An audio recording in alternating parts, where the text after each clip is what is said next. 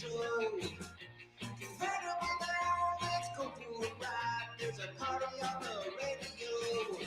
Happer and Schaefer. Happer and Schaefer. Happer and wow, Schaefer. It's Connor and Mike.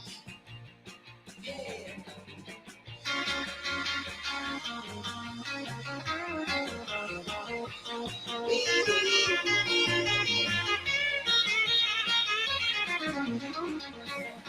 Happer and Schaefer. Happer and Schaefer. Happer and wow, Schaefer. It's Connor and Mike. All right, good morning and welcome in. Happy Thursday. It's Happer and Schaefer. You're on 1620 The Zone, 1620thezone.com. I'm Connor Happer alongside Mike Schaefer and Joey Warkula. Good morning, guys. Good morning. Everything okay over there? Morning. What do we got going on? Last second audible from Schaefer. Why were you behind me? I had to get the dongle so that I could go on the wonderful StreamYard. The extra dongle was needed today. Yeah, that's why it's there. I forgot to grab the muff and the dongle this morning, despite showing up like 7 minutes earlier than usual. I know. No. I was surprised. I was like, "What's going on here?" I had to get gas, and then you were here early, throwing a few things in on the rundown there at the end. We're all off the rails this morning. Yes, we are. We had a big night last night. We sure did. We had a delicious steak from a delicious restaurant. Cooked to perfection. It was fantastic, and maybe it is that will propel the USA to victory tonight Yes, they will. against Turkey. You don't even need to win. They're just showing up not to get hurt. It's a friendly. They're showing up. They're striving for history. I don't think they ever finished perfect in group stages. Oh, okay. There you go. And Mexico did that for the first time yesterday. How much does that matter to you, Joey? I don't know, to be honest with you, because it doesn't impact what's. I think it's more of just a momentum moving it does not forward. Change the potential matchup. No, at all, they're right? locked it into doesn't. playing a third place finisher, Probably Bosnia. Okay. which is Good a old Bosnia. draw. I mean, their little quadrant area is a good draw for the U.S. You kind of avoid a lot of great teams. I know you guys have explained this to me a couple of times already, but so they expanded this. Yeah, they from went from 32 32 to 48. So now they're taking, what is it, 8 extra teams? Yes, Or- something like that.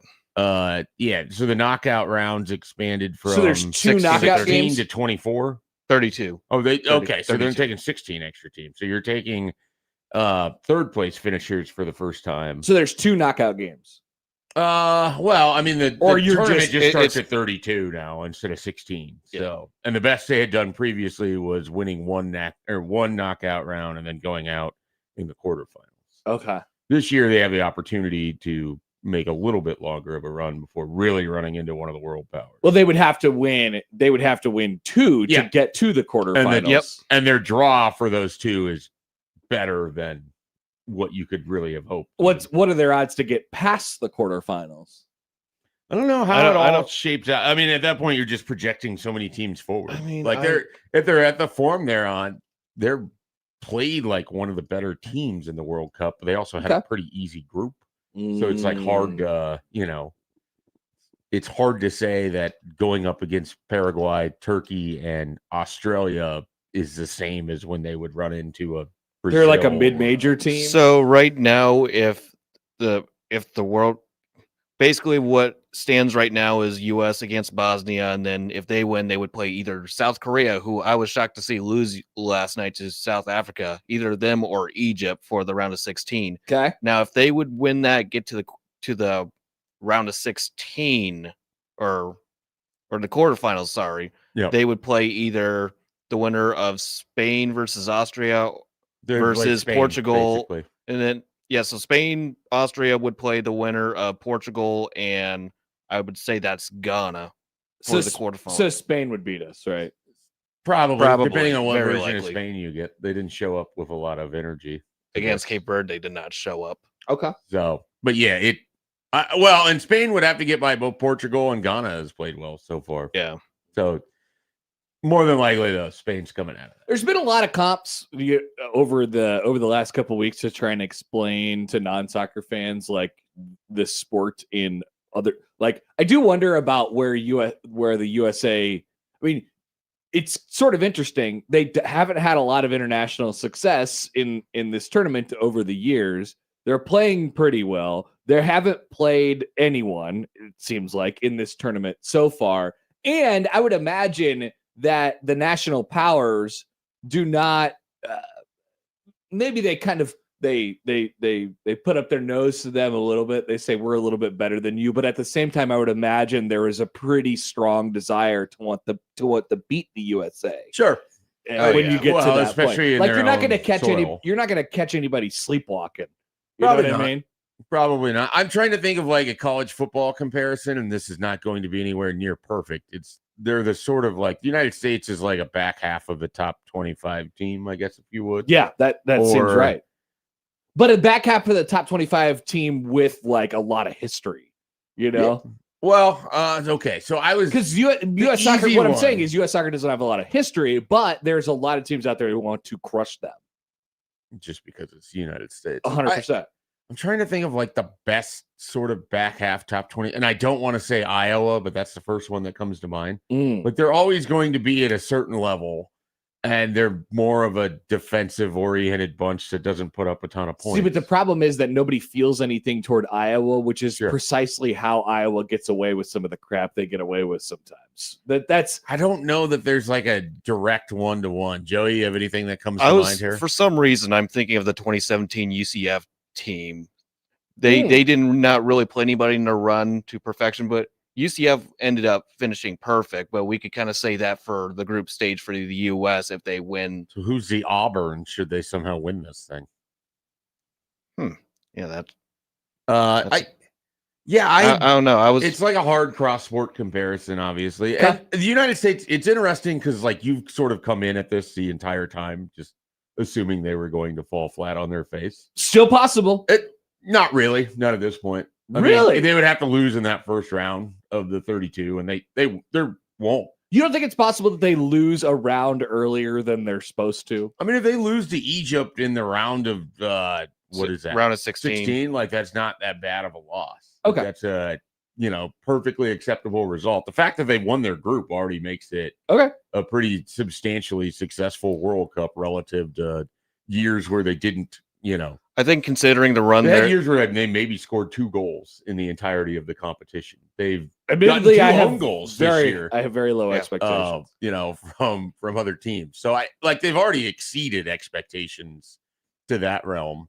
It's more I think how getting high can they go sort of thing, because this is their best opportunity since when they played Nigeria and lost in penalty kicks. So I just want you to say this again. There is no chance to be disappointed. They would have to lose to that first round game in round of 32 to a team that hasn't played that well in the World Cup. Well, I It's a think possibility, but I think fans are considering a success if they get to the quarterfinals. Just looking at the run they got right now and the home field advantage they have, that's a huge thing. That's another thing. I think fans are expecting to get to that quarterfinals and potentially play either Portugal or Spain and then lose from there. I think fans would consider that as a major success Which for the U.S. has the one men's soccer program. very notable win over Spain ever. So they've got that going. They beat them 2-0 in the Confederations Cup many years ago. Absolutely don't know what you're talking about. Yeah, it was like 2010. Nice. You'd have been. I graduated high school. Yeah, that year. you wouldn't have been talking about it in the hallways of Central at that time. Is that the CONCACAF? No? No, dang it. that's the North grouping America. that they're in that determines their World Cup. Okay. Like that's like the Mexico, Canada, Gotcha. Caribbean. Trinidad, and Okay. whatever. And so what did they beat them in? The Confederations Cup, which What is the like hell is that? a step down from the World Cup. It's like the in-between thing that they play in the years that the World Cup isn't going on. Okay. And then the Gold Cup It's like the is Four the thing that you Nations play. face off. What's that? It's like the Four Nations face off. Yeah, kind of. Actually, that's Yeah. probably a fair. I mean, there's a lot more nations. Okay. It's a much Many nations more face off. involved thing. Hockey's weird because like all the players come from 6 countries. Didn't know didn't even know that the Confederations. You don't Cup need to worry existed. about the Confederations Cup. So they have Let's just get you to commit to not this match, but the next match they play in, the knockout stages, July let's 1st. get you to like 10 minutes of watching. Can we commit you to that? July 1st, Joey. Yes, July 1st at 7 p.m. on Telemundo. July 1st. Who cares about Fox? July 1st is a Wednesday, so that is a week from yesterday. 6 days. You're thinking about He's it. Connor. not willing to commit to it. Well, not a great it's just sign. hard to know. What is Connor more than likely going to watch? Either Wimbledon or the soccer. Well, Wimbledon, Here's the because thing. you'll have it on every You have month. to you have That's to true. let me That's true. sort of like we're not there yet because I am not purposefully avoiding the World Cup. I'm not one of those guys. I think it's fun, and certainly everybody else is having fun with it. I've just been very busy over the last couple of weeks, and so I haven't really gotten around to it yet. It is possible Totally that get it. after this week, when I settle back into my almost normal life, this week we're still playing catch up, by the way. Next week, maybe I have an hour Next to week sit during around. bit week, you'll have the opportunity. Yeah, maybe I have an hour to sit around and watch television Okay. next week. Well, I'm not even asking for an hour. I'm asking for 10 minutes. Okay. It's very possible I have 10 minutes. We can revisit this. The next only week. time I've watched TV in the last 2 weeks is in this room. I can believe that. Probably the 10 minutes are going to be the penalty kicks if the U.S. tries to make things real interesting. They're needing penalty kicks to beat Bosnia. They had a bad day. Yeah, it's not. Gonna be They a had a good day. bad day. I say go USA, but I have lower expectations than you all. Hooray! Sure. They play Turkey tonight. Who's that huge guy? To be fair, you came in with no expectations, so there was almost no chance that you would have higher. We've gone from no to low. That's pretty good. That's progress. I think that is progress. There is many games today, it appears. Many matches on many pitches. Well, it's the final matches of group stages, so Okay. they're playing three groups each day. So yesterday was A, B, and C. That's concluded. Today is going to be D, which the U.S. is in D, and then E, E, F. Then Is there the any next- drama today, though, Joey? I feel like a lot of it's.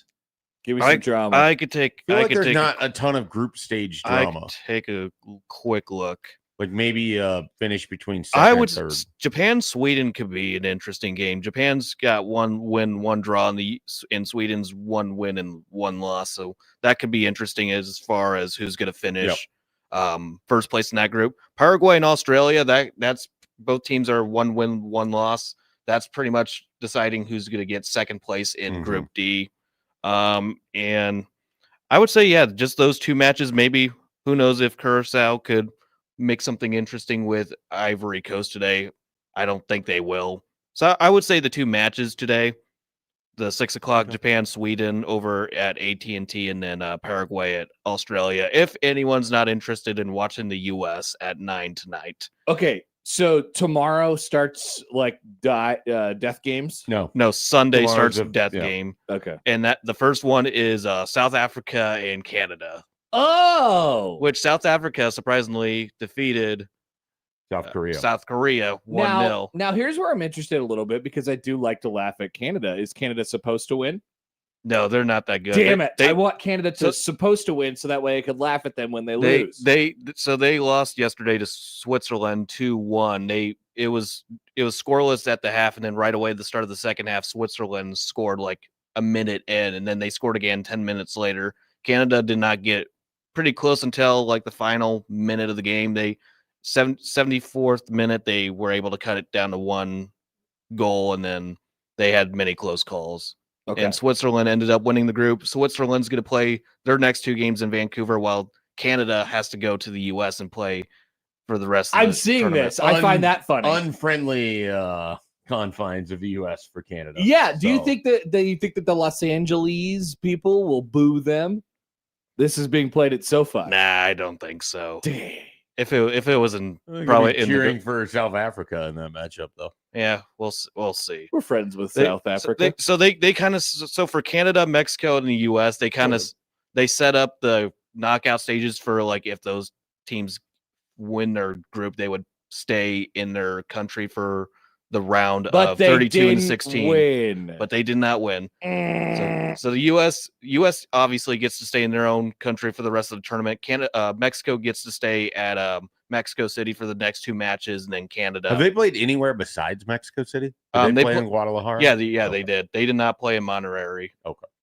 Okay. Wow, that's a lot of information. I don't know how I'm going to digest it all. It's Probably a whole lot. That's why you got I Schaefer think and what myself. Joey's basically telling you is you don't really have to think about any of it until Sunday, and then when people lose, they start getting eliminated. Okay.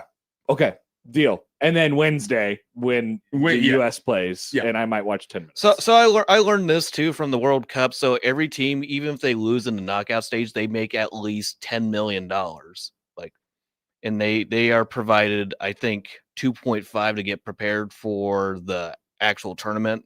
So I they always forget, are players actually paid for this?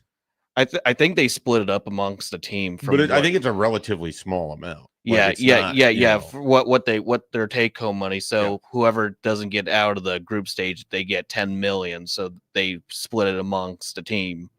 That's plus what I would. travel expenses. And everything Yeah, else. pretty much. A lot of pride. A lot of pride. I mean, it'd be a cool deal to play Pride for your of country for something. Putting on the uniform. If you were selected to represent your country for something, I think you'd be like really gung ho about that. 100%. I don't know what that would be exactly, but anything. Yeah. Okay. I'd represent America. Well, no, I understand that. Like, what I do you think you'd represent have the best chance USA. of representing the United States in? Oh.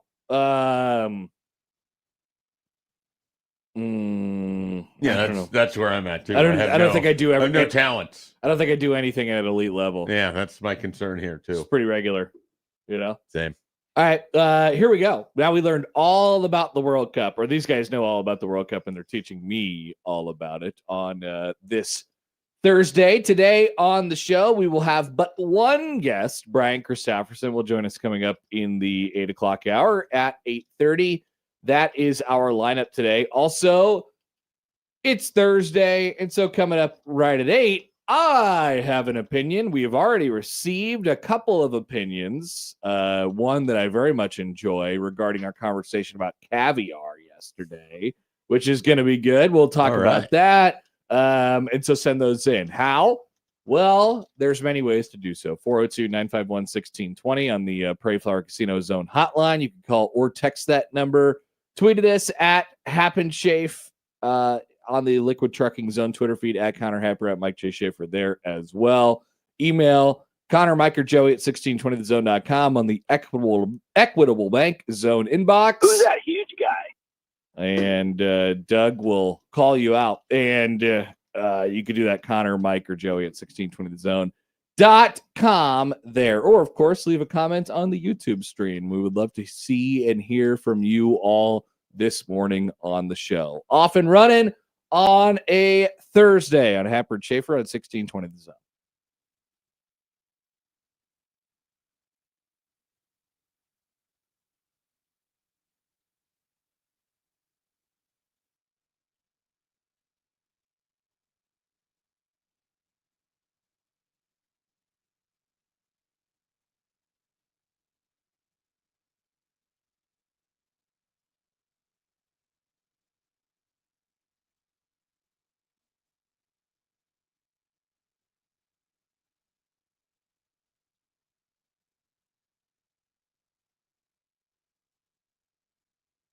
Mostly cloudy for your Thursday with the high today in Omaha of 76 degrees. Winds staying light and variable. A 20% chance for spotty showers or sprinkles, though most of the day is still looking dry. Tonight, mostly cloudy with a 30% chance for isolated showers and a low of 62. I'm meteorologist Caitlin Harvey with KETV Newswatch 7.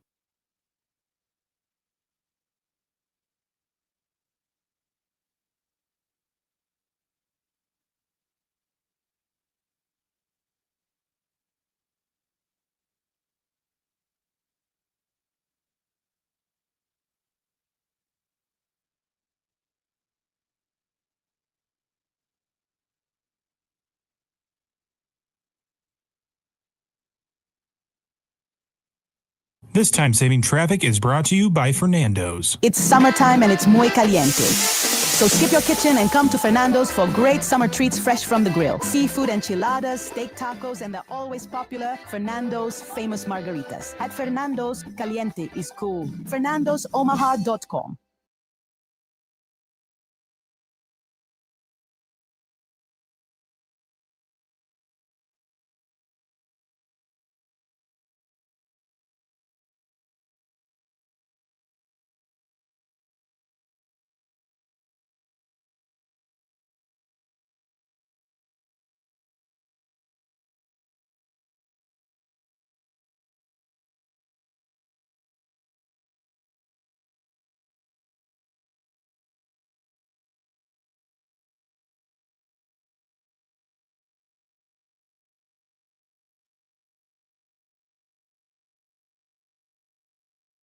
Mornings at early.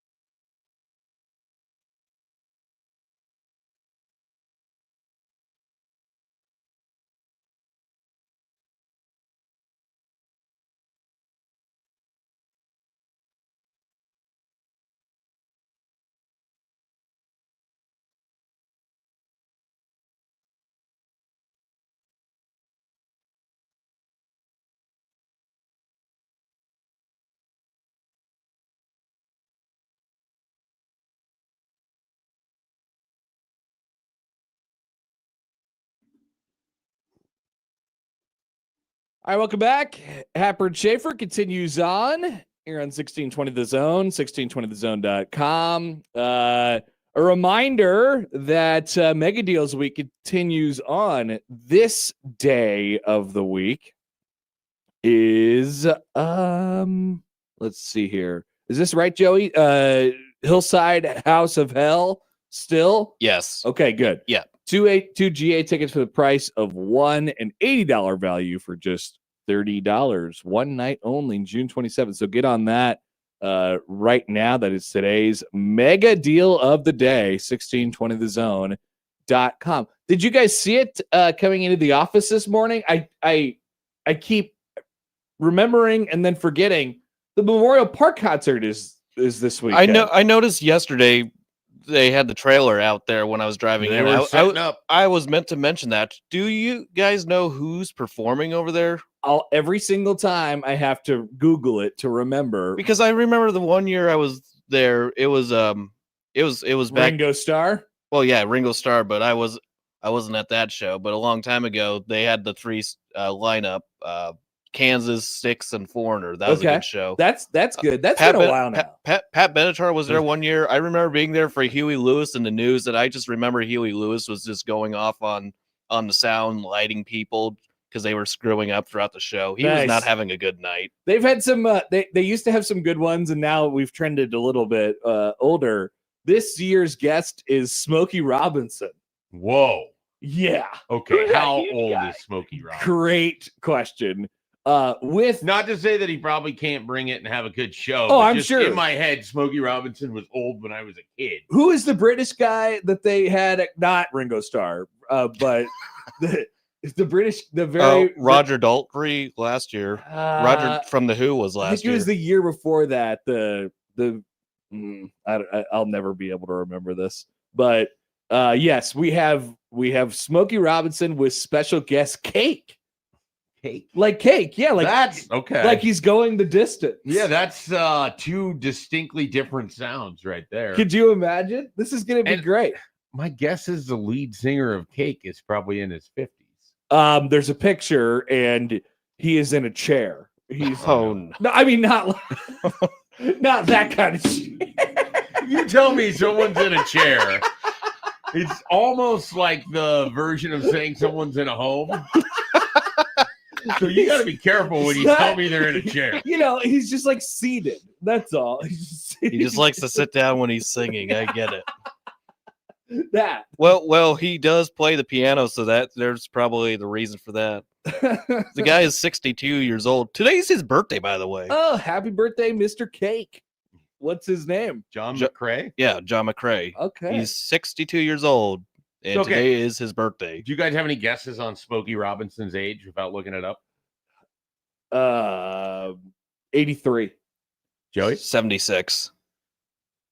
86. Oh, but if you boy. look at him, he's clearly had some work done. He doesn't look that old. No, he doesn't look that old. Yeah. But again, that's one of those guys, okay, so 86, by the time I came to knowledge of who he would have been in his 50s and probably late 50s at that. Mm-hmm. So I just never lived in a world where that guy seemed remotely anything other than old.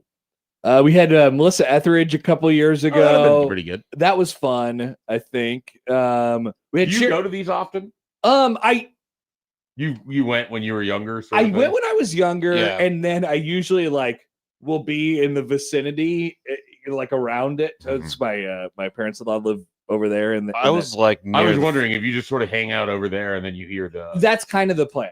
That's seems like the best way. Yeah. To do it, Yeah. to be honest. There's a golf cart that's involved. We could just kind of move around. Yeah, I was over there twice for concerts. The Styx, Kansas Foreigner. I was near the front for that show. What year was that? That was I think 2010, if I remember. I was gonna say that is 100% a Rockin' on the Runway, which was the concert series that Columbus would have. Yeah, and those three bands definitely they had a great run. Okay, so you're right, Joey. Wow, great job. I would never. Styx, Kansas Foreigner, 2010. That was a really good show. 2011 Cheap Trick. Okay. With 38 Special. Okay. So we had we had knocked out all those bands in 2 years. Whoever books this does a pretty good job. I'm not gonna, they're weaving all over. Think of the names we've said. And then 12 was Huey Lewis and the News. I was at that show. I remember him going off. I wouldn't have liked seeing him berate people though. He was berating the lighting and sound people. I feel about the kitschiness of his 80s music videos and the songs in general. After that, I just remember Power of Love wouldn't have the same thing. No, it would not. Went to Applebee's for some appetizers at 12:31 in the morning out in West Omaha. Good job, buddy. I do remember that. 2013. I think Do you remember what they were? What were your appetizers, Joey? I don't remember. Gotta have the mott sticks. You seem like you'd be in on spinach dip. Oh yeah, I love spinach. Yeah, that's delicious. For some reason, Joey was trying to force feed me mozzarella sticks last night. Yes, I was. It was on the menu. I know what Connor's ordered. Yeah, he's like, Connor, you're getting mozzarella sticks, right? Schaefer, you weren't here for this, but I said you were going to order the fried pickles. No, absolutely not. The loaded tots were the thing that sounded good, and then whoever picked out the roast, I think that egg rolls. Yeah, those were good. I wanted to try it, so I tried it with the gravy. It was good with the gravy. Yeah. 2013, Pat Benatar. Yeah, she was there. 2014, Uncle Cracker, Sugar Ray, Smash I Mouth. knew Sugar Ray was part of Smash Mouth was Wow, Blue That is a Traveler. hell of a year. They were all there. 2015, Eddie Money and Joan Jett. That was a good one. Yeah, that was a really good one. Yeah, you're right, Schaefer. These are all pretty good. 16, Kenny Loggins. I remember that one. 17, Kool and the Gang. 18, Survivor. Was Starship. Starship. We learned this Jefferson? city. Yeah.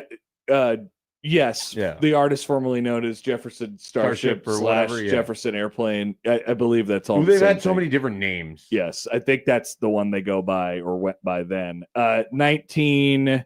This is where we start to fall off a little bit. Oh, no. I don't know Little Stephen and the Disciples of Soul Nope. or Chris Isaac. I don't know those guys. No, I don't know. Elvis Costello in 2021. Oh, yeah. That's a good. That's so good. Who is the good? Ringo Starr and his all-star band last year, and then Roger Daltrey. Roger Daltrey 2 years ago with Inhaler. Melissa Etheridge in 2023. This is the one I was thinking of. Herman's Hermits. Do you know what Herman's Hermits do?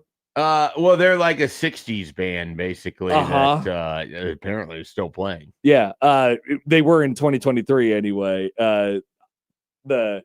I'm Henry the Eighth. I am Henry the Eighth. I am. I feel like they used to tour with the Beatles before the Beatles. Something were like tells me I'm into something good. Yeah, that's Herman's Hermits. So that was a few years ago now. Yeah, whoever, like I said, I don't know who books it. I don't know who's in charge of that. I feel like they do a pretty good job of nostalgia rock and nostalgia music in general. Text line from the 402 writes in, I didn't know Smokey Robinson was still alive. He is, and you can see him in Omaha. He's at Memorial Park display. When is the concert? It is. I think it's Friday. Tomorrow. Yeah, it's tomorrow. Wow. Get ready for it. It's here. Wow. The 4th of July is basically here. Yeah, I would imagine they're doing it.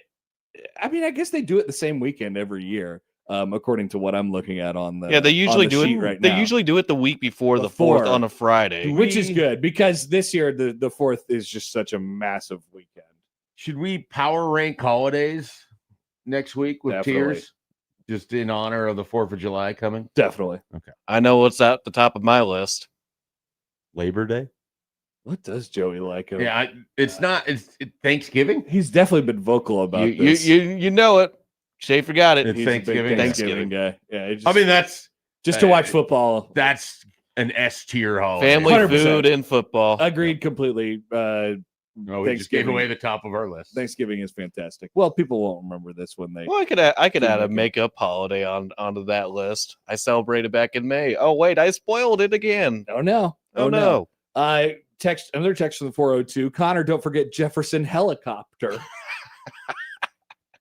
Sounds like the name of a parody band, honestly. Jefferson Blimp show up? Jefferson. No, not Blimp. Jefferson Goodyear.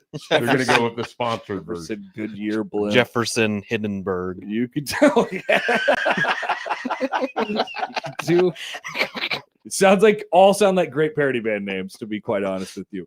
While we have a few minutes here, have you seen this? Have you heard about this? Dana Holgerson? I haven't seen that. No. Have you read the Diana Rossini story? No, it got printed out for me and I forgot about it yesterday. Which tells you how locked in I was on Diana Rossini. Okay, so support journalism, of course, but also, from my personal opinion, don't waste your time. Okay.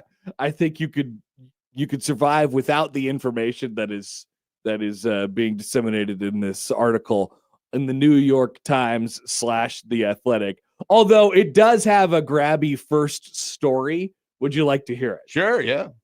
All right. In January, Diana Rossini, the star NFL reporter for The Athletic, had been pulled over by a police officer while texting and driving with her 2 young sons. It was the second time in a month, she would later recall, that the police had stopped her. On this occasion, Rossini tried to fend off a ticket by telling the officer that the coach of the Buffalo Bills had been fired, and she was trying to break news. The officer was unmoved, telling her he was a fan of a different team. That's when she made him an offer. Maybe she could connect him right then and there to his favorite team's coach. Quote, "Do you want to talk to the coach? You should talk to the coach," Miss Rossini said she told the officer as she recounted the incident a couple weeks later on Stugatz and Company, a radio show and podcast. "I FaceTimed the coach," she said, without naming him. "Head coach is in his office. He said, 'What's up?' I go, 'I just got pulled over and I wanted you to meet my friend, Officer Joe.' The coach helped her out helped her get out of the ticket by telling the officer, "You should let her go. She's a good citizen." This is all according to Diana Rossini herself. The podcast host howled with laughter. "I wished I had that kind of access," the podcast host said. And then, of course, it gets into the story about how 2 months later, the New York Post published photos of Diana Rossini and Mike Vrabel chilling in a hot tub in Arizona, just hanging out, doing some hugging on a bridge. Interlocking fingers, things of that nature. And the story basically goes on. Crux of it is she sucks. Even that anecdote alone, like, and keep in mind, this is her explaining this. yeah, This is she I obviously would has be no so shame whatsoever embarrassed about that. Like, there's no way I would talk about one. I would never do it. Right. Two, I certainly wouldn't like yuck it up about it on a pot. Yeah, like, check it out. I used this. I have like secondhand embarrassment for her. I know. on this. She And clearly has no shame. yeah, well, yeah. Clearly has no qualms about any professionalism that comes along with her job. So there's that. So that's kind of the idea. Woof. That's kind of the story with this article. There's a few more. I assume she didn't participate in this article at all. No. Nor did Vrabel. Many other people.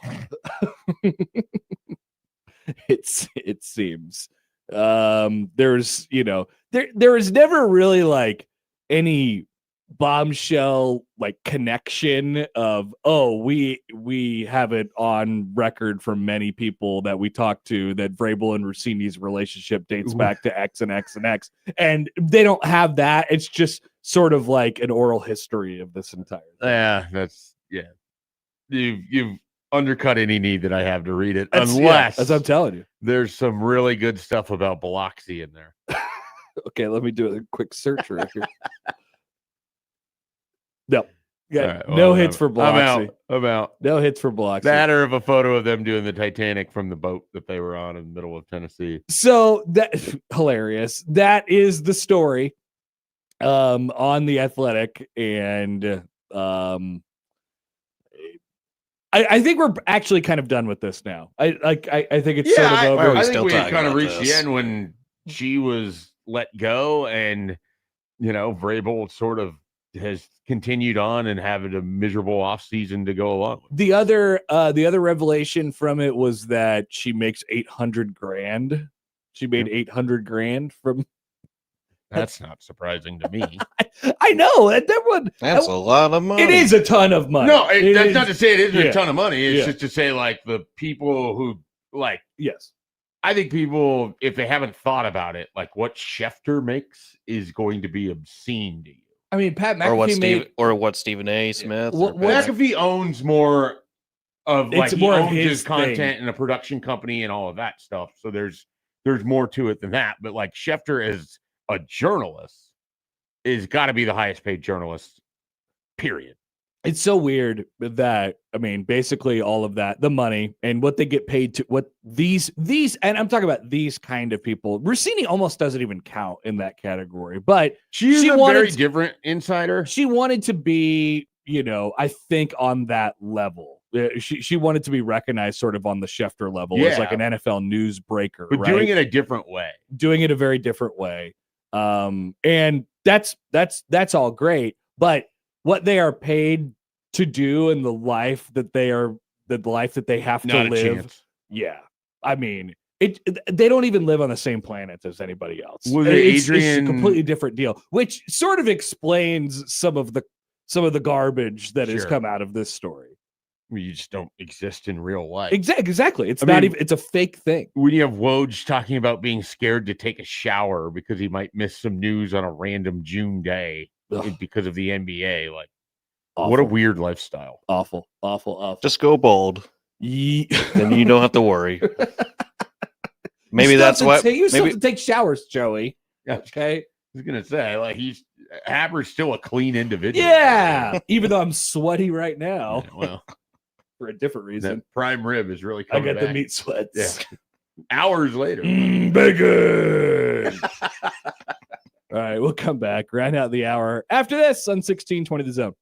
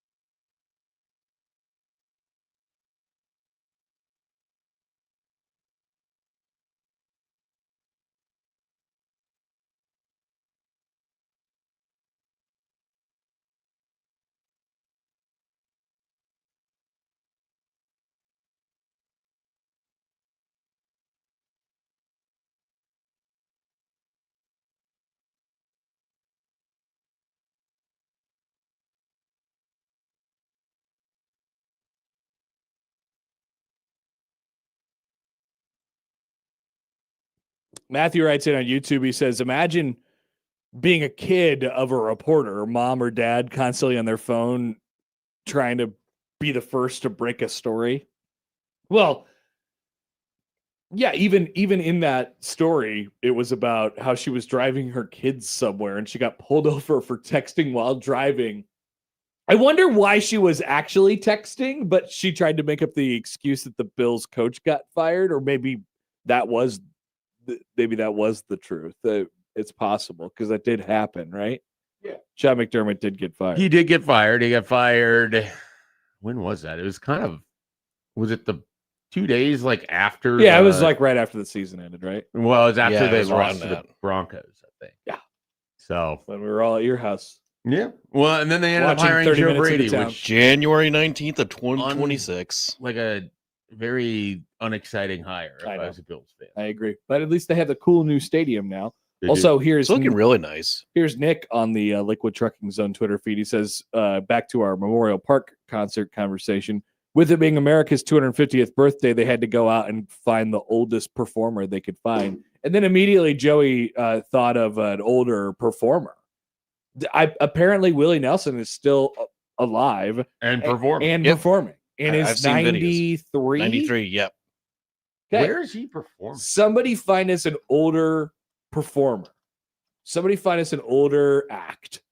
And if you could beat Willie Nelson, just let us know. On the 4th of July, Willie Nelson will be in Austin, Texas. Yes, sir. No kidding. Yeah, he's in Texas. also for a while. listed to be in Portland, Oregon the same day. I don't know that I believe that.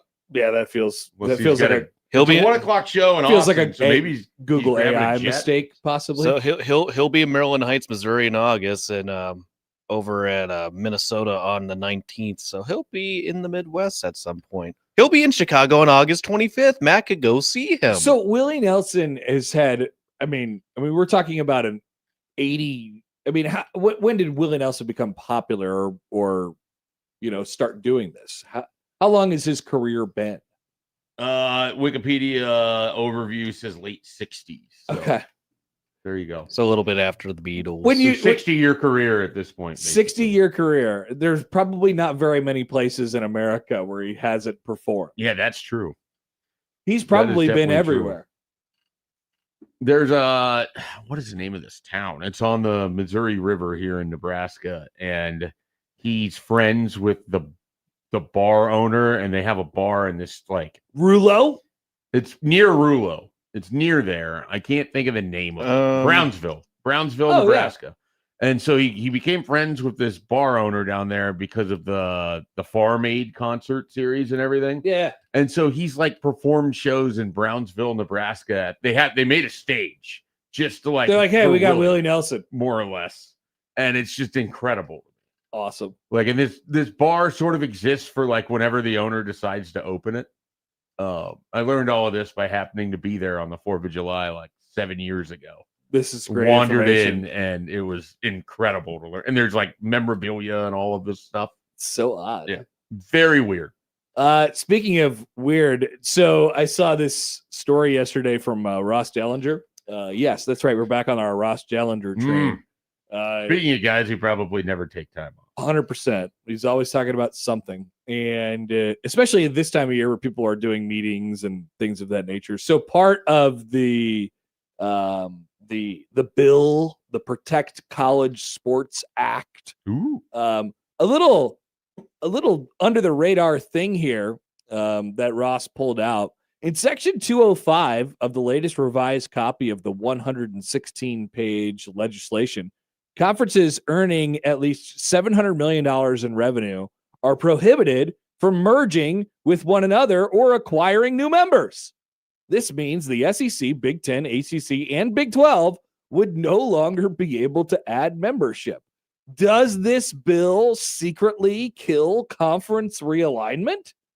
Which, honestly, very enticing to me. Yeah. Very enticing. Almost as enticing as that text I got from that lady about the spaghetti with meat sauce. This is just as good. I'm like, woo, hold on. Probably another reason why the SEC and Big Ten Spaghetti immediately with meat sauce. were like, yeah, we're not. Did we're you not have doing the spaghetti yesterday, Connor? I did. Very sweet. I'm happy Oh, for it you. was I'm a happy for sweet you. spaghetti. Very sweet spaghetti. Okay. Spaghetti with meat sauce. The I wouldn't recommend the green beans. Okay.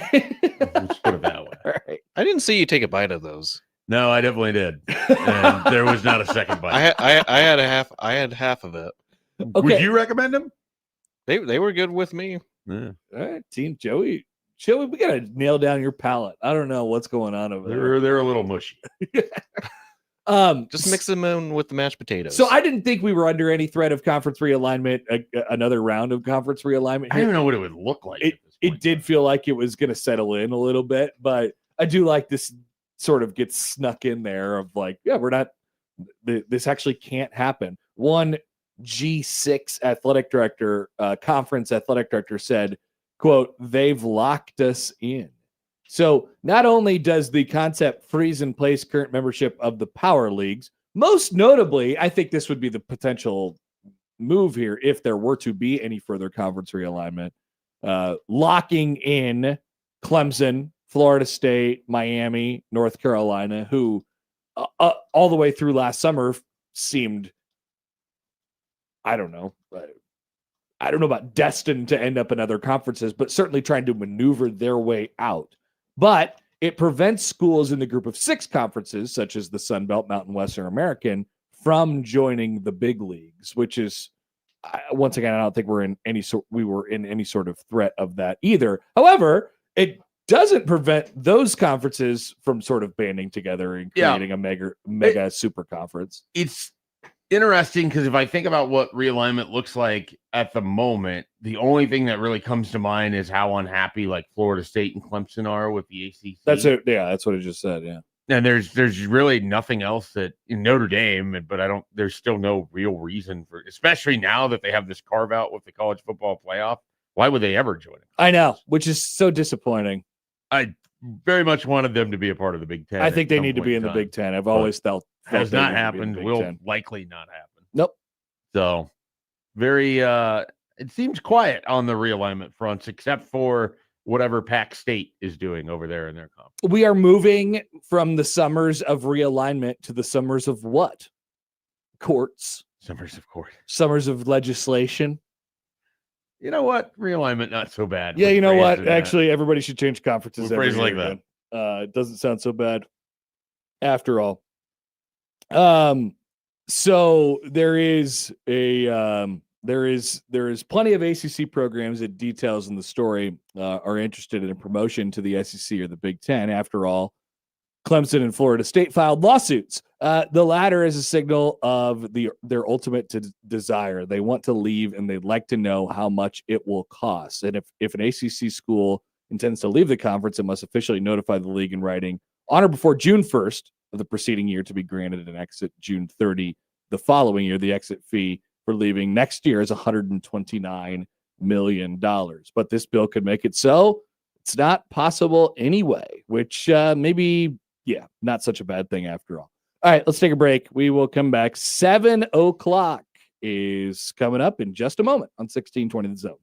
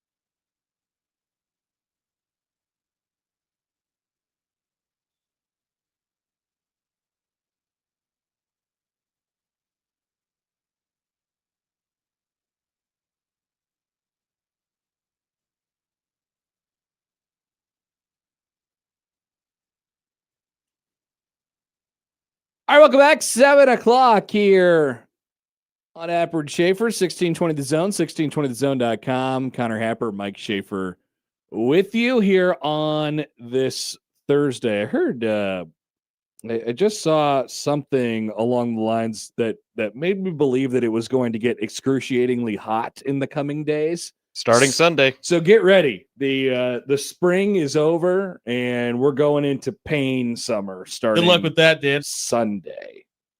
Yeah, the the highs over the next, today and the next 2 days after that are looking like the lows starting Sunday. Should be And then interesting. forever and ever and ever. Basically going to be low 90s for like a 15-day It was stretch. just it just didn't end on we my have Apple hit thing. July. Like this happened. It's July. Yeah. I shouldn't say it's not July yet, but it will be July. in a Very week's normal, time. but I'm just saying, prepare yourself. Yeah. So along those same lines, I was not prepared for this yesterday. I don't know when I would have been prepared for it, but yesterday they came out and they were like, "Hey, here's who's going to Big Ten Media Days," and I thought, "Whoa, Big Ten Media Days is in a month. It's in 1 month." Not that I'm excited about it or anything like that, but that is sort of the unofficial. New England to go. No, that is sort of the unofficial kickoff of the football season. Hey, if you want me to go, I'll go, but I don't need to go. We'll just send Matt over there. He's a Does Chicago anyone boy. need to go? Matt seems like he very much wants to go. Let him do it. Yeah, I'd say It's an event in his city. if he wants to do, Well, Not his in neighboring Skokie. city. if he wants to do the radio show from the dungeon and have people stop by, then I think he should be allowed to do so. In full support. Because we're back at the Chicago Hilton this Yeah. year. Dr. Richard Kimball is back giving speeches at the Hilton in downtown Chicago. I also looked it up last night. Because I can remember sometimes it hasn't been at the Hilton Chicago in several years. Yeah, it's been a while. I haven't been to it at the Hilton Chicago in a long time anyway. 2014. No, it was Frost. It was okay. It was 18 or 19. It was the one where Moose said got to get to 6. Oh yeah, It was yeah, 19. Yeah, It was 19 because yeah. he was out in the hallway outside of the dungeon. And Pretty sure I took a photo of Moose that day that we used often. that was, everyone was like, what? What's this dude talking about? Got to get to 6. We're talking about winning the West here, man. Turns out they did not get to 6. No. Not for those years. They did not get to 6 that year. But I remembered that year that Lollapalooza happens right around that time because there was like a weird Big Ten Media Days Lollapalooza like combination. Whoa. It was very odd. And it turns out it will be Lollapalooza again that weekend over at Grant Park. Oh, boy. And Nebraska goes on the last day, They do. They're Which- on the Thursday. which is the Thursday. And so people will be coming in to go watch a music festival, which is very, very exciting and could lead to some great potential content. I am excited about this. So I looked at the list yesterday. Good job by the Big Ten. 12 quarterbacks. 12 out of the 18 teams are bringing their quarterbacks. This is uncommon for the Big Ten Conference. They're usually bringing Punters. linebackers and punters. That's pretty much it. It's the conference of linebackers and punters and offensive linemen. Yeah, you get a lot of offensive linemen.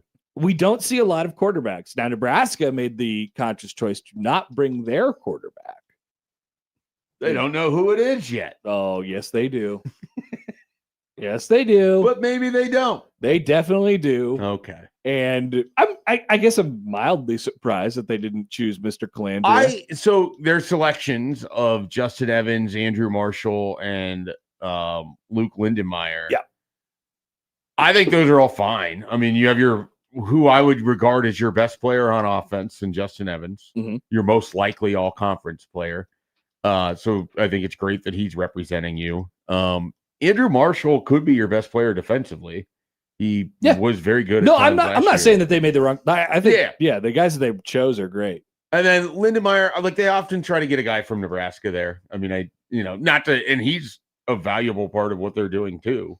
I just think that they tend to try to have a guy from Nebraska representing. So here are the quarterbacks that you can talk to at Big Ten Media Days, or that Matt can talk to at Big Ten Media Days. Caton Hauser from now Illinois. We have Rocco Becht from now Penn State. We have Jaden Mayava from USC. I can't remember. Schaefer, you have an opinion on him, right? I think he's good. I think in. he's going to have a big year. You're in, I'm out. Alessio Milivojevic from Michigan State. If you go entirely off of his 2 drives at the end of the Nebraska game, that guy is money. He's awesome. And now Pat Fitzgerald is his coach. Drake Lindsay from Minnesota. We have Julian Sand from Ohio State. But he'll say some interesting stuff. We have Dante Moore from Oregon. We have Ryan Brown from Purdue. We have Nico Iamaleava from UCLA. We have Malik Washington from Maryland. We have Bryce Underwood from Michigan. And we have Damon Williams from Washington. Ooh. Mildly surprising that they chose Damon Williams because he's going to have some questions to answer from some people. So here's your groupings for the day. So the first day of it's Illinois, Iowa, Penn State, Rutgers, USC, Wisconsin. USC, most interesting team out of that group. They kind of have to have a good year, I think. Yeah, those are some good middle of the pack teams. I think they're all interesting in their own way. And then Wisconsin, except for Rutgers, not particularly interesting. And you're a Wisconsin hater. They're interesting in the sense that it could be Fickle's last year if they don't win enough games. Well, I mean, that's definitely true. I mean, it could be true for Greg Schiano, too. Rutgers is in a weird spot. The Greg Schiano 2.0 has not gone. Can they fire him? They can. I mean, but can they really? Can they replace him with something that isn't somehow a worse version of what he already is? I don't think that they can fire him. I don't think that that's possible. It's Contra cannot be fired. I mean, seriously. Helicopter cannot be fired. He might have some of the best job security in the league. I just don't know that they can get a better coach than him. There's that piece of it. There's scary thing. There's the financial piece of it. Well, yeah, that's actually probably the biggest aspect. And there's the fact, people think that Greg Schiano is a good coach. I am included in that category. Yeah, I was gonna say, I was gonna raise my hand. Yeah, I think he's a good coach. I don't know why it hasn't worked better. Well, I know it's just Rutgers. Well, that's why it doesn't work. And so I just don't think you could fire that guy because that the next guy is going to be pretty much automatically worse. He's the only guy that's ever had success there ever. Yeah, so he's there through 2029. They're not going to fire him. No, he's unfireable. You cannot fire Greg Schiano. He'll be back. So then day 2 is Michigan State, Minnesota, Ohio State, Oregon, Purdue, UCLA. Interesting that they have Ohio State and Oregon on the same day. Yeah. They try to, you have your 3 best teams. You would have thought Oregon, Ohio State would each have their own day to kind of represent it. But, and then the day Nebraska goes is also a Kurt Signetti day. You have Indiana. Awesome. It's a Mike Loxley day. So you get to balance out that. And then you include Michigan, Kyle Whittingham, Nebraska, Northwestern, and Washington. That's a nice little group of coaches there. It really is. It seems self-serving to say it, but that seems like the most interesting day up at the podium, plus Mike Loxley. Yeah. Okay. So let's do this. Give me a quick storyline for each of these teams as we go through them. Every team? Yeah, okay, yeah, I can do that. We are sort of mildly kind of preparing for big, we're not preparing for Big Ten Media Days really at all. I like this. First thing that jumps out when you think of the Illinois Fighting Illini. Can they continue the last few years of success under Bielema? I think a lot of people think this is a drop-off year for them, and so it's a big opportunity to show that it wasn't just Altmaier. It wasn't just having an outstanding defense a couple years ago. They seem pretty sturdy to me. They do. They do. But I think people they've won, 9 games the last couple years? Yes. I think the expectation is maybe they're at 7 this year. So that's a bit of a difference. But they're, can they hold on to kind of I would consider them a like 10 in 2024 and 9 in a 2024. lower upper tier Big Ten team. Yeah, right I now. think they could be an 8, 9 every year. So I'm like good. that's kind of their big thing, and to prove that they can live with life without Altmaier. Iowa.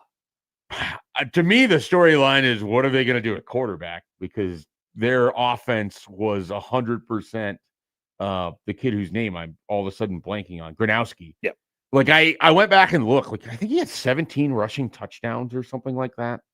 Maybe No, I like know. 11. I don't. It's Honestly, double digits. I thought that they should have been doing that for a long time. Just find a guy who could run. They're not going to have that same offense because neither guy is big the way that he is, and so it's a little interesting they didn't try to find another battering ram quarterback because that worked for them last year. So I think that's the most interesting thing about Iowa. There's definitely a quarterback battle. Hank Brown and Jeremy Heklinski. Yes, I believe that would be the battle between those two. I don't know that anyone. I don't know who has the upper hand on that. I don't know. Heklinski's 5'9", 160 pounds. I know. So it would be shocked if he's your quarterback. I don't think it particularly matters who wins the job. You'd kind of understand what they're going to be. And like you said, neither of them are Gronowski from the sense that they're going to be able to bring you much in the run game. But yes, I do think that is the main storyline with Iowa. Penn State, obviously the new storyline is Matt Campbell. And if he's, they're in such a weird spot considering what they have been over the last decade, what they were last year. The coach that they hired seemed like a not particularly inspiring hire, but let's just kind of keep the bones of this thing around type of deal. I don't know what it ends up being for Penn State this year. And then it's also like, how do they transition? You brought a bunch of guys from Iowa State, but how do they transition to the Big Ten? How do they transition? Like, how does he transition coaching in the Big Ten? Mm-hmm. Not to say that the Big 12 has good coaches too, but it's just a different level. Rutgers, I mean, can they get to a bowl game? Basically, like they've been short of it the last couple of years, right? USC is one of the more interesting stories in the league. Can they get to the college football playoff? Absolutely. That's the big question. It has to be. Yep. I think it has to go there for them. I think they do too. Like they're a new entrant college football playoff team for me. Wisconsin is. Can Luke Fickell right the ship? Can Fickell not get fired? Basically. Yeah. Is the Wisconsin real or was it fake?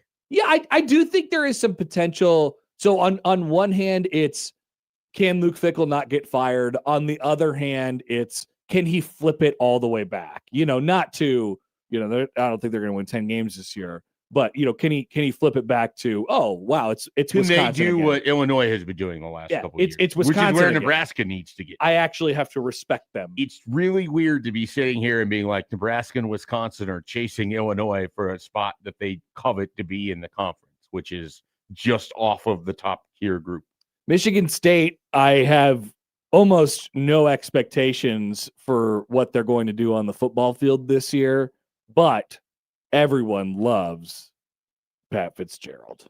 Yeah. Everyone loves Pat Fitzgerald. I cannot. Is Teddy Greenstein?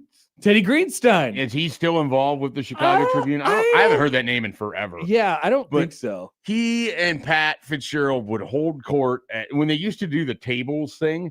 This is also when I got some outstanding stuff from Pat Fitzgerald because I was just going around asking all the coaches about various recruiting things. This is when Bo is at his best at the tables. Best and also insulted every sponsor Nebraska football had. That's what I mean. Amazing. That's what I mean. Yeah, and he was just mad at people who would come out of nowhere and ask him questions about nonsense. These events often make me wonder where the people that I'll get a glimpse of once ever what they're doing in their life. This absolutely frazzled, scared Iowa student reporter asking Bo Pelini questions about Hy-Vee in the Heroes game, and Bo was a guy who's not always particularly great with the media, but sensed that kid was so nervous and gave him a legitimately good answer about how much he loved the Hy-Vee meat department. Thank you, Bo. Yeah. That's Bo at his best. So much better when you were at the table and they were forced to stay there because you got weirder. I know. It was way more fun that way. And people come through and they ask the same question for the fourth time and they'll answer. It's so funny. PJ Flex, Minnesota Golden Gophers. I don't know what the storyline is. I don't know for that them. there is one. The storyline to me is basically PJ Fleck is the second longest tenured coach in the Big Ten. Yeah. And it feels like, and if you talk to like the people that are big in the coaching search world, feels like he's tried to get out of there without much success. Yes. Because I don't know that people want him, even though he's successful. Like, if you ask Nebraska fans if they'd rather have PJ Fleck or Matt Rule, I think they would take Matt Rule, but PJ Fleck has basically done what Matt Rule needs to get to. I've always just wondered if he is at the top of the type of program that he could potentially be the head coach at. It's just hard to sell your whole program over to his bid. Sure. I had initially thought he would be more upwardly mobile in the coaching world. Like when he went from Western Michigan to Minnesota, I thought it'd be a couple years stop until he got a bigger job, especially after that year in 2019. Yeah, that's certainly not the case. I think he flirted with Tennessee hard when they hired Heupel. And then he's definitely he's played the game a little bit. Here's the other thing. If you're PJ Fleck, it's also like, do you feel like you fit in Starkville? That's great. You're basically choosing. That's what I'm saying. You have to go to go a worse situation. You have to go to these programs and they have to. Whereas like Mike Leach is always comfortable in that sort of environment. I don't know that PJ Fleck is. And also he's got a pretty good life of being. No one's worried about what Minnesota's football is doing, and because it's the fifth most popular thing up there. Right. So they're just in this constant state of, I think they're going to be probably a competitive bowl team every year. And then I don't think they're ever going to be bad. Like, I don't think they're going to be a dumpster fire ever. Eventually they jump up and they win 9, or win 10 or something like that. I don't know that is on the table this year, but they are what they are. Ohio State. I mean, it's Ohio State. There's endless storylines with them. Can they win it again? Can they win the national championship? Same thing for Oregon. Can they win a national? Can they win a national? Can they win a big giant game in the college football playoff? Purdue and UCLA both go into this category of. There's like UCLA buzz. People like the Bob guy. Some Bob buzz, yeah, for sure. Yeah, there's some Bob buzz. I don't know that I believe it until I see it, sort of thing. No. And some of it stems from the guy that he followed at James Madison was Kurt Cignetti, and now he's leaving James Madison, and they were really good. They have Nico. It's not like UCLA lacks talent. They lack cohesion and structure and discipline and tackling. Purdue, I just don't know. I mean, they kind of turned it around a little bit at the end of last year. Can they be plucky? They're going to have to continue on that path for a couple more years. Decent coach. And then day 3 is Indiana, self-explanatory. How much does Kurt Cignetti scowl? How high can he move his eyebrows? Can he move them even higher? I kind of want like one of the places to convince him to do a sit down with Dwayne Johnson where all they do is just raise their eyebrows. Just an eyebrow off at each other. That is a great bit. I would laugh. That's really a fantastic idea. Yeah, thank you. I like all the Cignetti content, by the way. I'm not sick of him yet. He's fresh. 1 year. It hasn't been overdone yet. Give it one more year. I'm probably sick of him. But right now, I'm good with him. I still can't believe how good the voiceover was for the video game. It was so good. I want to know who wrote that and shake their hand. That was well done. Maybe we could ask Kurt Cignetti at Big Ten Media Days. I don't know. Leave me alone. I want to shake your hand. I want to shake the hand of the guy who wrote that. Maryland is Mike Locksley. And can they get to a bowl game? Yeah. He feels... Is he most likely to be fired out of anyone on this entire list? Now, that is a great question. I mean, there's got to be a little bit of leeway there just because it's Maryland. I think it's fickle because Maryland has less expectation. Yeah. At the same time, like they were 4-0 and then didn't get to a bowl game. Yeah, and there shouldn't be much excuse this year. I mean, they have a good quarterback. Yeah. They have a better quarterback than Nebraska. They have better edge rushers than Nebraska. They have probably as good of wide receivers as Nebraska. They always have great receivers over there. I don't know that he's like a great football coach, but that man can bring talent into Maryland. Tons of stuff with Michigan, obviously. Yeah, that's a really interesting with Whittingham and all the stuff that they just went through. That's going to go? I think them and Penn State is really, really fascinating because you have two of these teams who, had been kind of certainly a lot closer to the elite category than the, just a top 15 And now team it feels like they're quite a bit away from the elite category. Agreed. And I think they have two coaches who are really solid, but I don't think I don't think either of them are capable or really even want to go to the next level. I just think they'll be pretty solid. They'll be tough to beat, but they'll be beatable. I mean, Penn State and Michigan for a while now have been pretty unbeatable by teams who are not sort of on their talent level. I think that is a key movement with the conference. Both of those teams are going to be beatable now. They're more gettable now. Way more gettable. So now. Our afternoon colleague, Josh Peterson, thinks that the Whittingham thing isn't going to go well. Like he's fairly convinced that he's not going to be able to win enough to keep that fan base happy. He does not seem like a particularly great fit. I don't know that he's a bad fit. I think it's like we need to get a professional coach or an actual human being after our last two coaches have left in disgrace. Yeah, and I like that idea. I mean, he's a good football hire coach. What you didn't have. He's a good football coach, right. But it's just, can he be a good enough coach at a place where the expectation is that you're every bit as good as these other places? Yeah, I just don't know how far he takes them. Agreed. Up, and then Nebraska, Northwestern, and Washington. What do you think the storyline from the outside looking in on Nebraska is? Like when Teddy Greenstein walks up to Matt Rule, what is he asking him about? Trey Taylor, probably. We really should look to see what Teddy Greenstein is doing. He's check. Probably in corporate communications for a Chicago PR firm. Actually, that's a great guess. So I think the outside storyline is, when is Matt Rule going to, will Matt Rule actually hit big at Nebraska?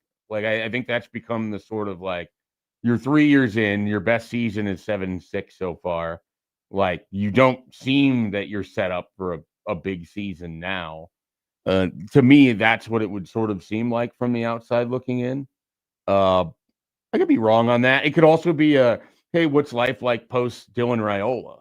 Because for a lot of people, all you ever heard about, if you were outside of the bubble, is, Dylan Raiola is coming back to save Nebraska. Yeah, I think you could paint the picture probably on the outside looking in that Nebraska has this sort of freshness about it right now, and it's because it's out from under. Well, I don't know Raiola. if people would view it as fresh, because they'd basically be like, well, what the hell happened that this golden boy decided to leave a starting job to go be a backup somewhere else? I hear that time and time again about I just can't believe that that's the storyline on Raiola.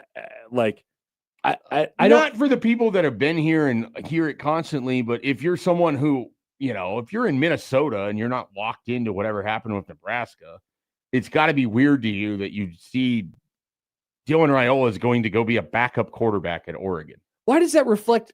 I mean, does that really reflect poorly on Nebraska? I don't think it reflects poorly on Nebraska. It's like what the hell happened here? Yeah. And maybe people will be looking to find out what happened. Would you be surprised if there aren't a handful of Raiola questions for Matt Rule? No, there will be. So, especially because it's in the same conference. By the way, I found Teddy Greenstein's LinkedIn page. He is the VP of, where did it say this? Come on, corporate communications. Kind of. He is the VP of new business acquisition for DraftKings. Okay. So he went and worked with a sportsbook. Good for him. Yeah. I'm sure he's making more money there than from the Trib. Also wrote a book called Quarterback Dads, Wild Tales from the Field, Wise Words for Players and Parents. Also, he describes himself now as the world's best parallel parker. Congratulations to Teddy Greenstein. I like the guy. He was entertaining, like I said. I just hadn't thought of him in a very long time. But he and Pat Fitzgerald would just yuck it up. Oh, yeah. Absolutely yucking it up. All right. Get in your opinions today for I Have an Opinion. We will do that at 8 o'clock, 402-951-1620. That's the way to call or text into the show. You can send in your opinions. What about Washington? There and start them with I Have an Opinion. Washington is fascinating. I sort of skipped over them a little bit. I mean, it's all about Damon Williams, right? Yeah, I think so too. Yeah. And like I said before, fascinating that he's there, that he's going to be there. That's one of those programs where if it goes poorly, I could see Jed Fish getting axed this year. Like if they don't, if they go like 5-7 or 6-6. That does feel it feels a bit combustible. Yeah. I mean, given their quarterback situation and their struggles of winning away from home. Yeah. Okay. You can convince me of that. They have a pretty low floor.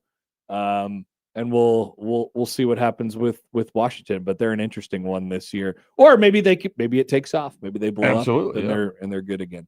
All right, back after this on 1620 The Zone.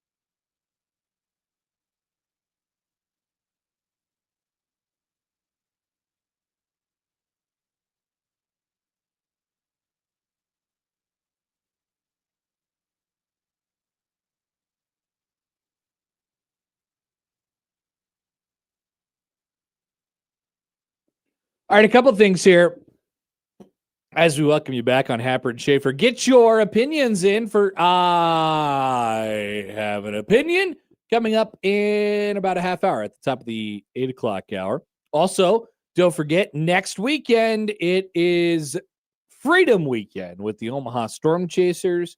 And Unsportsmanlike Conduct wants to send you to the Friday, July 3rd game fireworks after help kick off the weekend of celebrating America's 250th with the Chasers by listening to Unsportsmanlike Conduct and getting tickets this week on their show. Many local basketball players signing deals yesterday, free agent deals to the NBA. I just saw one that crossed my face here. Rink Mast, he of Sweat, has signed an Exhibit 10 contract with the Indiana Pacers. Hooray! Nice job, Rink Mast. This is according to a guy from draftexpress.com, John Chepkovich from draftexpress.com. So Mast is going to the Pacers. Sam Hoiberg to the Suns, I believe. Yep. Yeah, Joey, help me out with these. Josh Dix to Oklahoma City. Yep, that is correct. Am I missing another one? That's all I know. Okay. There's your local basketball players. There's your NBA talk of the day. Exciting. Oh no, people are gonna get mad at this for NBA. Apparently, I'm not worried about it. I'm really not concerned about it either. Yeah, if you see any other local basketball player signings come over the air, let us know and we'll pass them along. I don't know about anybody's chances to make a roster this year, but probably some G League, probably a couple G League guys if they want to, or certainly playing overseas. I do wonder how long a guy like Sam Hoiberg wants to play, knowing that it's probably not going to be a terribly long deal for him before he wants to just move on with the next. He could be successful at whatever, but I believe he wants to broadcast. Yeah, so it's interesting because obviously his brother Charlie has joined up doing something. I don't know what the exact role is with Nebraska basketball. His dad's iPad guy. There. His dad's going to be the coach there for as long as he wants to be the coach there. And if Hoiberg wanted to tomorrow, he could be the guy alongside Kent Pavelka, assuming Pavelka's coming back. I think so. That's what I said. I think so too. It's very much a window of whenever he decides he wants to be the guy next to the play. And Sam might also want to do play-by-play too. So, which I would doubt that he ends up doing because it seems more like he would be a color analyst as a former player. I don't know. I don't know. Do you think of a play-by-play guy that was a former collegiate athlete? That is a great question. I'm sure there's some lesser known. I mean, yes, actually, Paul Burmeister. Oh, really? Paul Burmeister. Okay. He played quarterback at Iowa. I was just going to say he was a quarterback, and then I had Iowa on my tongue. But yeah, that's a good one. So there's a few of them, but most of them are lesser known. Who was the guy that I keep forgetting the guy who was paired up with John Madden for all those years? Summerall? Yeah, wasn't he like a kicker? I think he was a kicker. Yeah, I thought he was a kicker in football. Pat Summerall. That's crazy. I did not know that at all. I had heard that he was a kicker. I can't 100% say that's accurate, but I like when Joey was talking about it, kicker was the first thing that came to mind. I want to say he played for the Giants. Wow. That's what I have in my head anyways. I don't know if that's 100% true, but John writes in on the text line, I'm sitting by the campfire having a breakfast beer, and I have to hear about the NBA. What is this? Middays with Matt? Detroit Lions for his first year, Chicago Cardinals for 5 years, and then the Giants for the last 4. Okay. Nice. So he was in the NFL for 52 to 61. Yeah.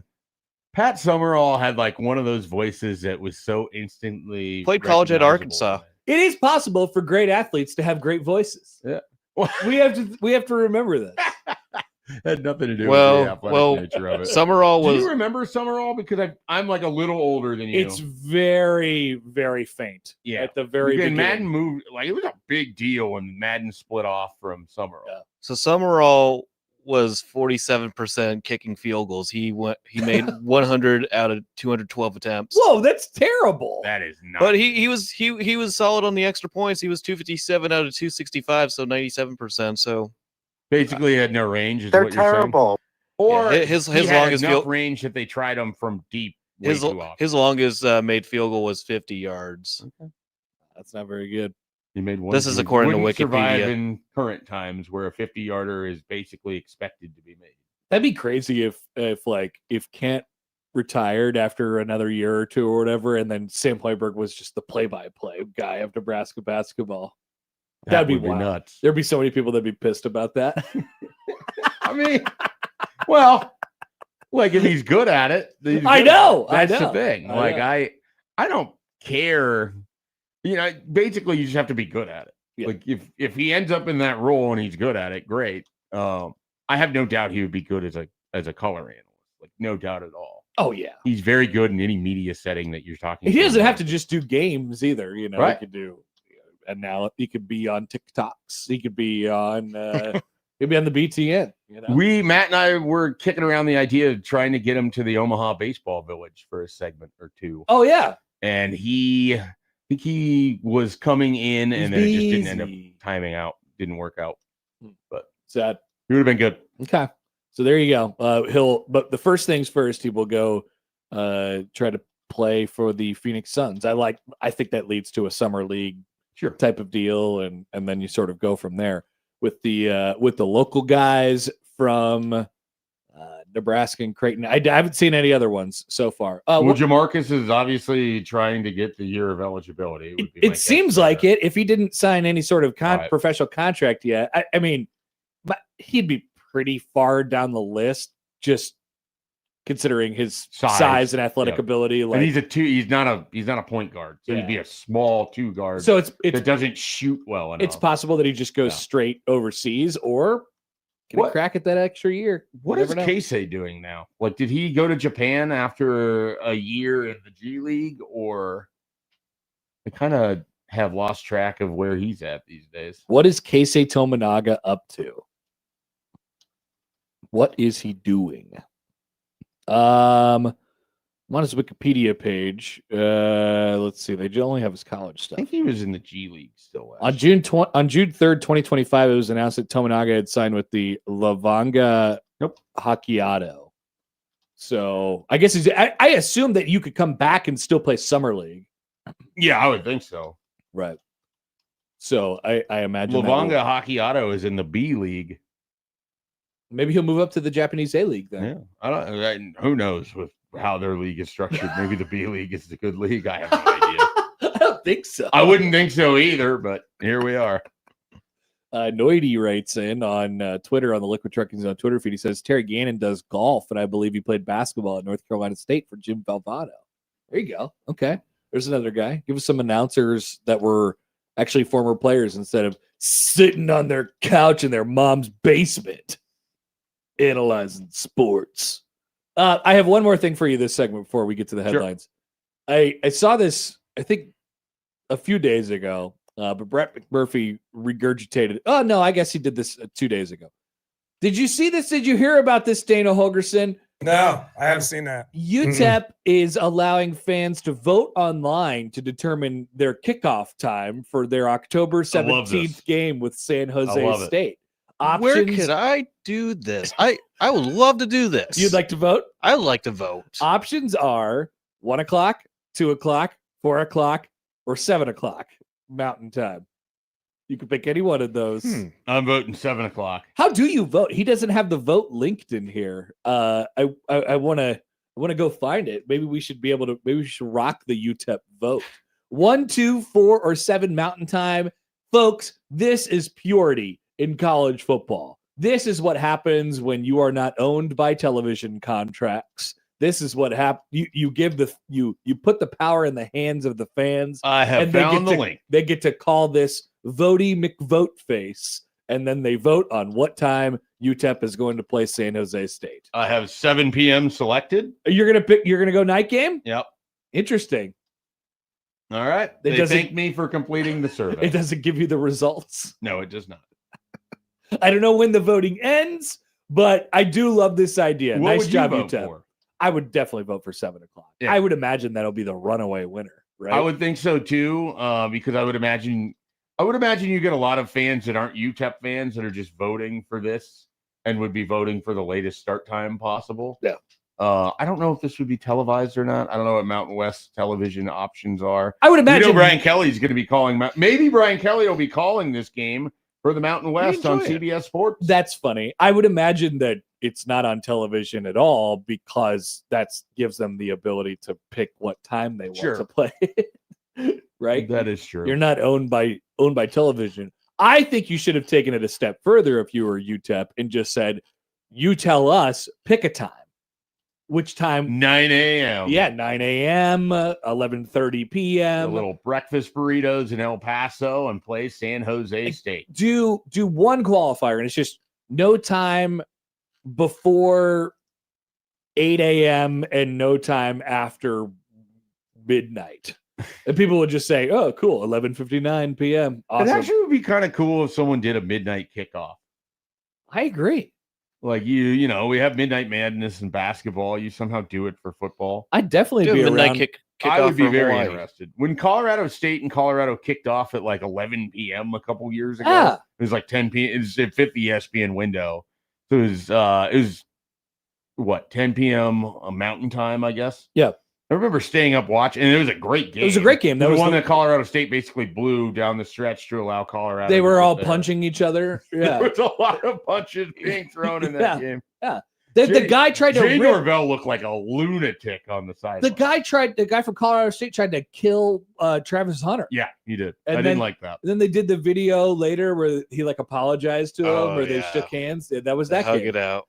I think it's interesting. Obviously, Travis Hunter was a lightning rod for various people, but I feel like players really liked him. Yeah. He came across like a good dude. I actually liked Travis Hunter. Oh, yeah, He was same. like the A one lot. guy on the team that I kind of liked. I wanted him to win the Heisman and was pumped when he did. Yeah. And then I wanted him to go anywhere but Jacksonville and was sad when he did. Yeah. And now he's probably just a cornerback. It seems like it. And he still plays for Jacksonville. Yeah. Sadly. All right. Good job by you, UTEP. Well done. We'll come back with the headlines right after this on 1620 The Zone.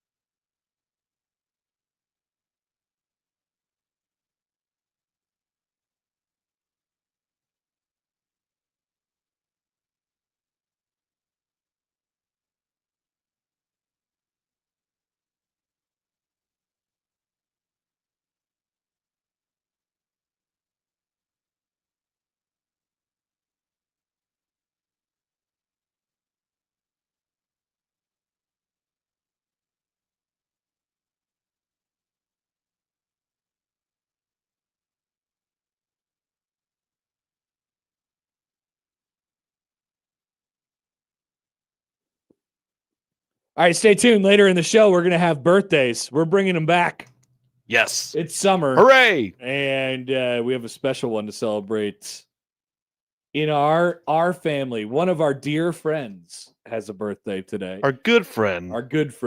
But first, we have to hit Joey's headlines. Joey, what do we got? I know this person doesn't like me to read, but anyway, sunglass retrieval goes wrong. Man tumbles into toilet at Camp Edison at Shaver Lake.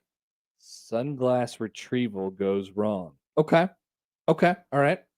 Got it. Headline 2. Why these adults are suddenly obsessed with a kid's toy from the late 90s. Yeah, I think it's going to be that one, right? Definitely interested because I want to know what the toy is, whether I had the toy, whether I cared about the toy, whether it's a Tamagotchi. Would you like to guess? Is it a Tamagotchi or is it a Beanie Babies?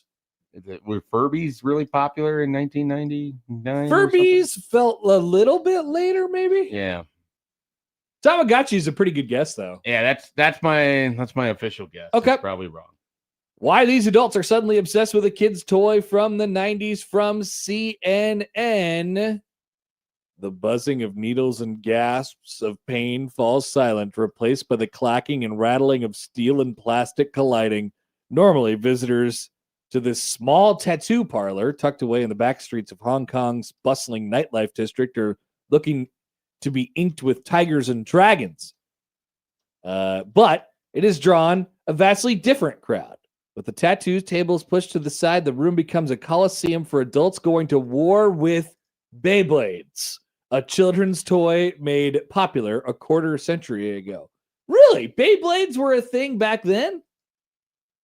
I don't know that I know Beyblades. So Beyblades, it's just like an action figure. Like it's kind of like a Transformer action figure guy, and he like rolls up, and you can like throw him or whatever. And so, have I ever told you the story about how my neighbor tried to extort us? No. So this is when I was in college, and we all lived at a crappy college house in Lincoln, and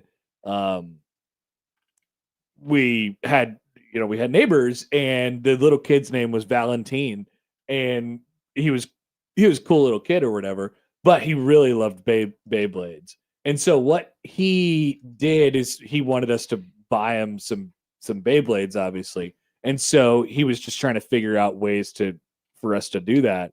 And so we had like a shed in the back, and we had a lock on it, and we forgot to lock it one time. He stole the lock off of there and was like, "Hey, I'll give you your lock back if you just buy me a Beyblade." And we were like, "This is awesome. I love this. Thank you for extorting us." He didn't take anything in the shed. No. He just took the lock. He took the lock. We were like, "Dude, we'll buy you Beyblade. Absolutely. Give that lock back." We don't really care. How much was a Beyblade at that point? It was probably like $12 or something. Wow. Possibly less. So I'm not I sure. have no idea what this is. Wow. I don't know what. This is just a complete and utter blank spot. I absolutely would not know what Beyblades were if it weren't for Valentine, my neighbor. Okay. So, but apparently this was a popular thing in the 90s. Apparently it's a popular thing in the 90s, and I think it has some popularity still. The customizable spinning tops launched from a plastic strip have made a whirlwind comeback in popularity in Asia, from Japan to Thailand, Taiwan, and Hong Kong. I'm ready to put up a fight, said Tiff Tam, 28 years old, as she showed off the arsenal of Beyblade, or Bays, as fans call them, as she splurged almost $400 on. She works at the 59 Tattoo in Wan Chai, which started wrapping up business early on select nights to host community tournaments, welcoming tattooists from other studios and people in the neighborhood. At first, I didn't see the appeal, she said, but as soon as I started playing, I could feel that tension, excitement, and competitiveness. There's a bunch of people playing Beyblades. Man. They're back. I'm like just dumbfounded. I have no idea what this is. Did I hear recently that there's a push to like Toys R Us's are coming back? Yeah, there's one at the Westroads Mall now in the basement or on the bottom like floor. a real life Toys R Us? Yeah, there's a Toys R Us over there. That's crazy. Yeah, on the bottom floor where the putt golf used to be. Where they used to have Tilt? Yeah, Tilt. Yeah. Tilt was the arcade that they had down there. Yeah. And then they turned That- it into yeah. Forever 21, and then they turned it into now it's apparently Toys R Us Yep, again. So it yep, wasn't it's down there. Forever 21. I need to go to the mall, I think. I haven't been to the mall in several years. Do Toys R Us bring back like really fond memories for you? Yeah, Toys R Us. Well, the storefronts in particular of Toys R Us. Sure. Maybe Because now not. they become wine, beer, and spirits. Yeah, maybe not the stores themselves in particular, like inside of them, but Yeah. just the storefront and the logo. I didn't grow up with the like Toys R Us that you would, like I'm sure I went to one when I was a kid, but it was more like KB Toys in the mall was like a bigger deal. That was like if we were at the mall, that was a big stop for me. Oh, maybe toy stores are coming back, I suppose. The internet, take that. Another hit against the internet. Physical toys, not just people playing on their phones People or are on their very much DSs. people are very much in on the physical, the hard copies of things nowadays, which is a good thing. Let's take a break. We'll come back. 8:00 hour. It's time for I Have an Opinion on 1620 The Zone.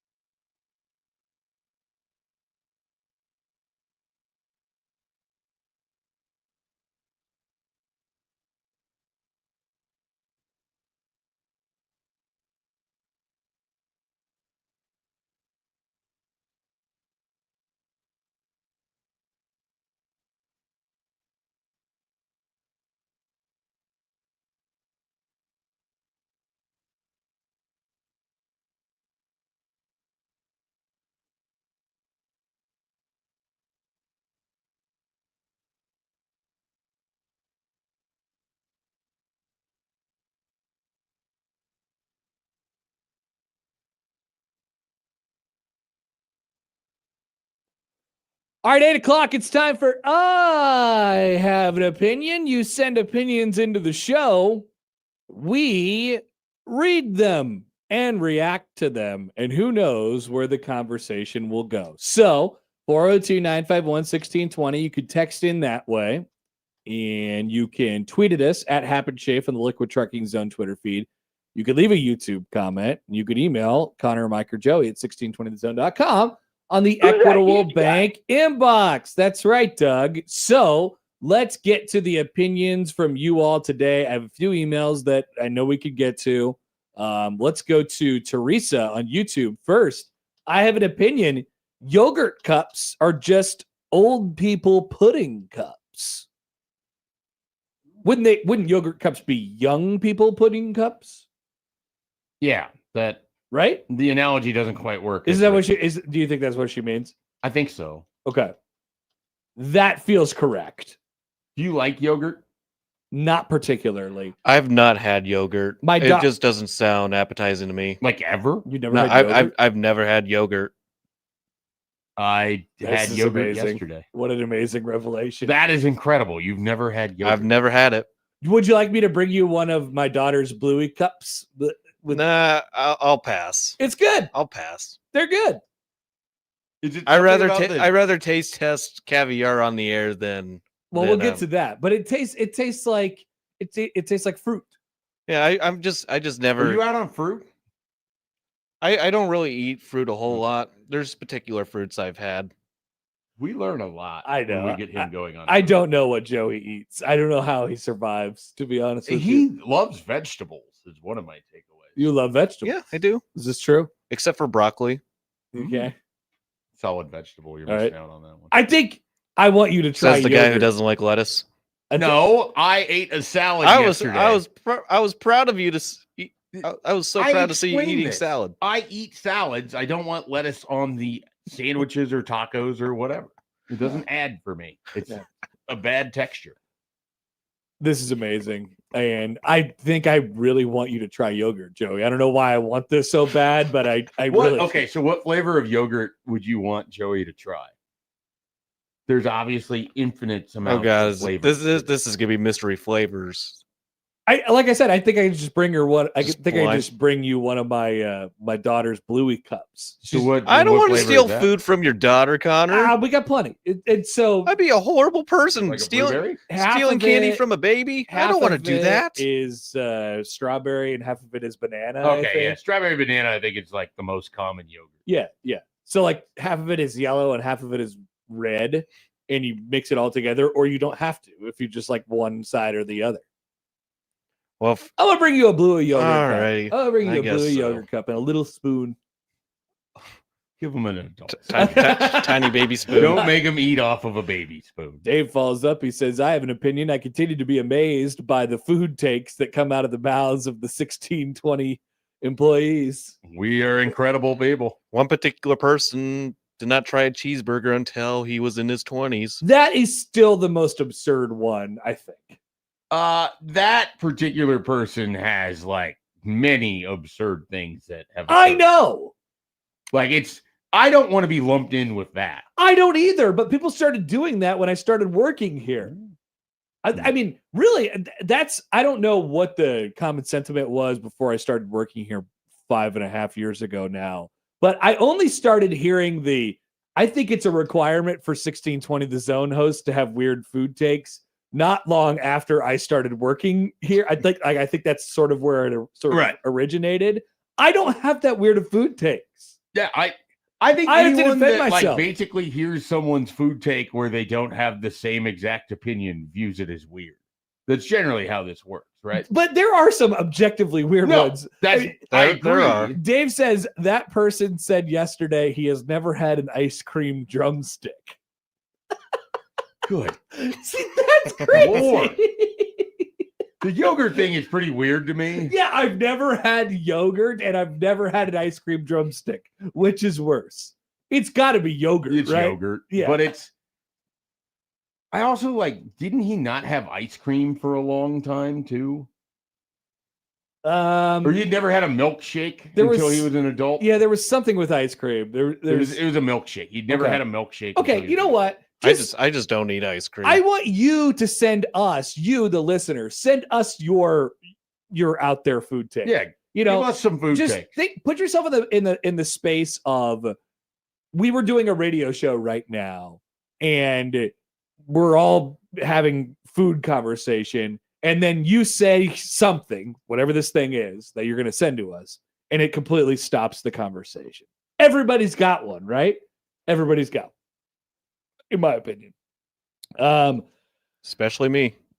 Back to the YouTube. Here's Matthew. He says, you three guys, I have an opinion.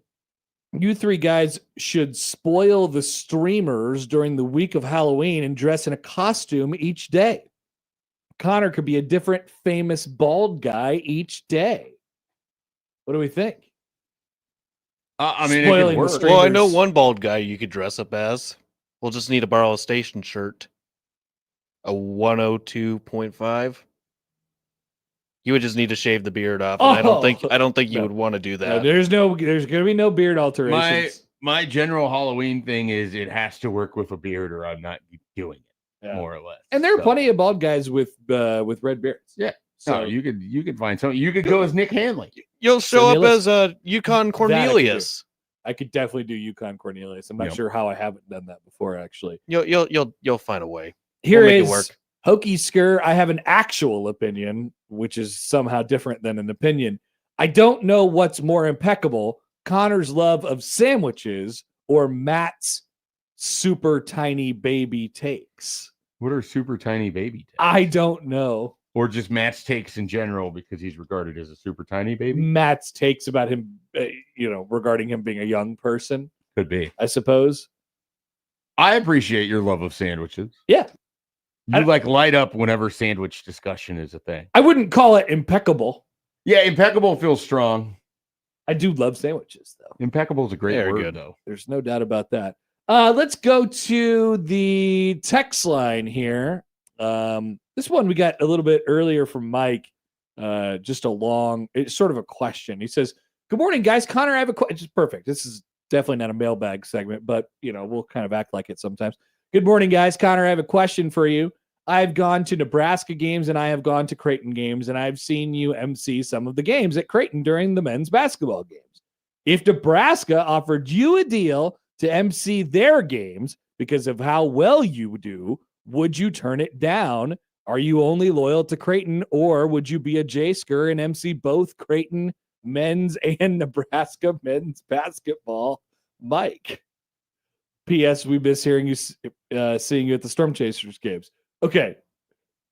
Don't think this is possible. I don't think that one man could do both for a variety of different reasons.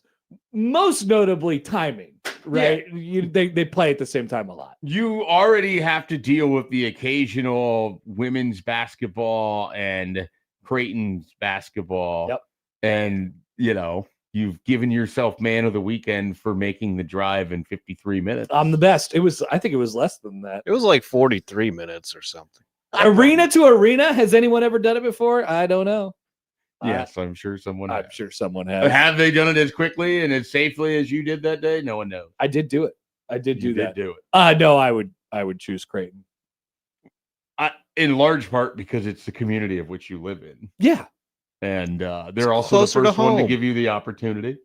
Yes. And it's the team you grew up rooting for. Yes. So I think that makes it a pretty And easy. he gets to work close to his friends. John Bishop's there. That's right. Many other people. You'd have friends in Lincoln. I do have friends in Lincoln. But his dear friend John Bishop is there. My dear friend, John I Bishop. forget. Your dear friend. Here's Pedro. Hi, guys. I have an opinion. The different fan celebrations after a World Cup win is absolutely fantastic. The Viking row, the Norwegian fans, and the team was incredible. The Scottish fans and the team takeover of Boston. The Happer and Schaefer show needs to do the Viking row after every show. What's this? I'm not familiar with. So it's kind of like they're rowing their long ship. They have like a little drum line, and then they're doing Okay. Like a boat? row the boat All kind right. of emotion. You're like on a rowing machine, Yeah. basically, but you're doing But it synchronized with a group. Yeah. If you look at the videos of the crowd doing it, it's pretty amazing. They've been having a really good showing in the World Cup. I think they could make a run. They are located in Boston. They were in Boston for the previous game. They were in New York for one of the other games. They play France tomorrow? Yeah, they're playing France tomorrow.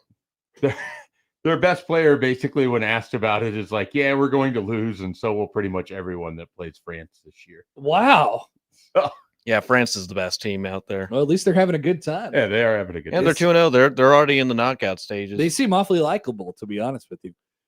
From the 402, I have an opinion. Resorts should be sending thank you letters to social media companies.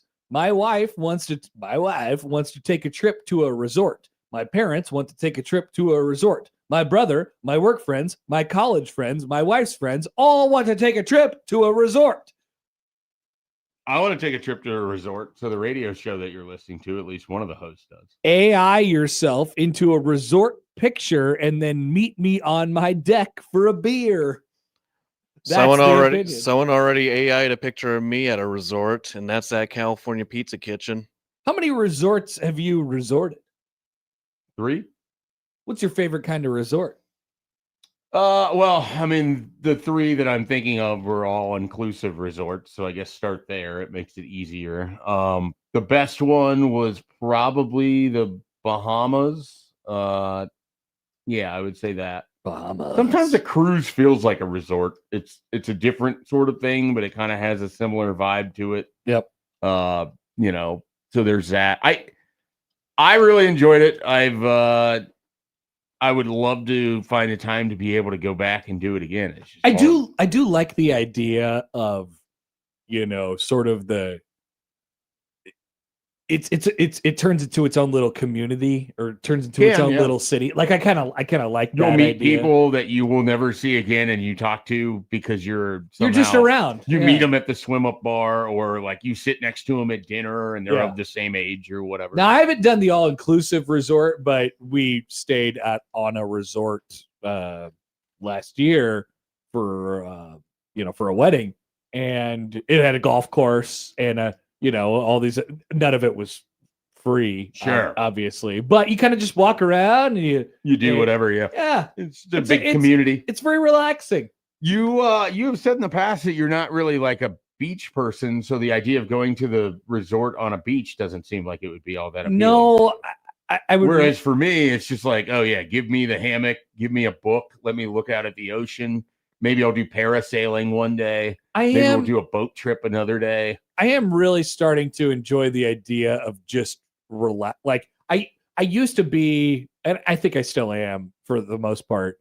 My vacations, I do stuff. Yeah. Like I go to events or see things that the city has to offer. My whatever perfect it is. scenario is like you get half and half. So Right. I want like 3 days of relaxation, 3 days of like an excursion or trip, or you're going into Cozumel and you're just wandering the shops or whatever. I definitely am way more open to the idea of pure relaxation vacation. It's amazing. I enjoy it. That sounds amazing. When I went to the Bahamas, I just went on my own because I got an incredibly cheap flight out of Lincoln. It was like $275 to go to Nassau, or however it's pronounced. That's right. And like unbelievably cheap to go out of the country. And my resort wasn't that expensive. So I just went on my own. So it was just me for like 4 days at this resort. That's a bit. Why? Just wanted to get out. It was after a recruiting season. Wanted to do something. Just get away. Didn't have any friends that had worked out at the same time. And like I said, I saw that flight. And I was like, this is so cheap. I have to do this. I'm just doing it. So I went and did it. And I read like 3 books. Great job. It was incredible. Good job. Happer's meme guy follows up. He says, shout out to the big resort, Deep State. I mean, seriously, they're all trying to tell you to go to resorts. And sorry, Texter, we are not here to dissuade you from going to any resorts. It's again, depending on what you want out of it, it can be incredibly relaxing. I mean, maybe what the Texter is saying, though, that you could have a vacation and not go to a resort, which is true. Which is largely what I've done since the last time I went to one, which was 2020. Stacy writes in on Twitter, I have a breakfast / food opinion. Breakfast foods are a construct. You could eat whatever the heck you want. Pizza, sushi, eggs, toast, whatever. I never had a breakfast sushi. Kind of sounds like an interesting concept. What would be a breakfast sushi? You just said, I mean, instead of rice, it's eggs, right? Yeah. I gotta look at pictures. Or you of basically this. make it into like a long omelet and you chop it up into make little sushi roll looking deals. That actually seems like that's the most likely version of Seems like the easiest. But I think what she's version of saying it. is you don't even have to apply the breakfast to it. It's the idea that you can eat whatever in the morning and it's just the time of which you're eating it, I think so. which is what our whole discussion with Matt was. Correct. Wrap And it so up with bacon. I agree with what she's saying. I do too. That I don't, I view breakfast as a type of food more than I do, a time or a specific, it has to be eaten by this point. I agree. So I agree. Feel free if you wake up in the morning and you don't have anything, you don't want to make eggs, because I really don't. I'm kind of out on. you don't like breakfast food. You've I- talked about this multiple times now. I definitely don't as much anymore. It just makes me feel it's just such a Heavy? heavy thing. Yeah. And so if I can just But you can grab have a nice parfait. and I'll tell you another thing about it too. It is very, very, very difficult for me. I don't know what it is about breakfast food and eggs in particular. It's very hard for me to make breakfast in small quantities, Right. personal size quantities. I cannot do it. I can only make 40 eggs. I can. Why are you making 40 What are It's eggs? you not 40, doing? but like 6. I can make no less than 6 eggs. Otherwise, Otherwise, 2 eggs is like the perfect personal amount. how do you make 2 eggs? Well, you crack the 2 eggs and you put them in the pan and you scramble. How would you it like up, your or eggs?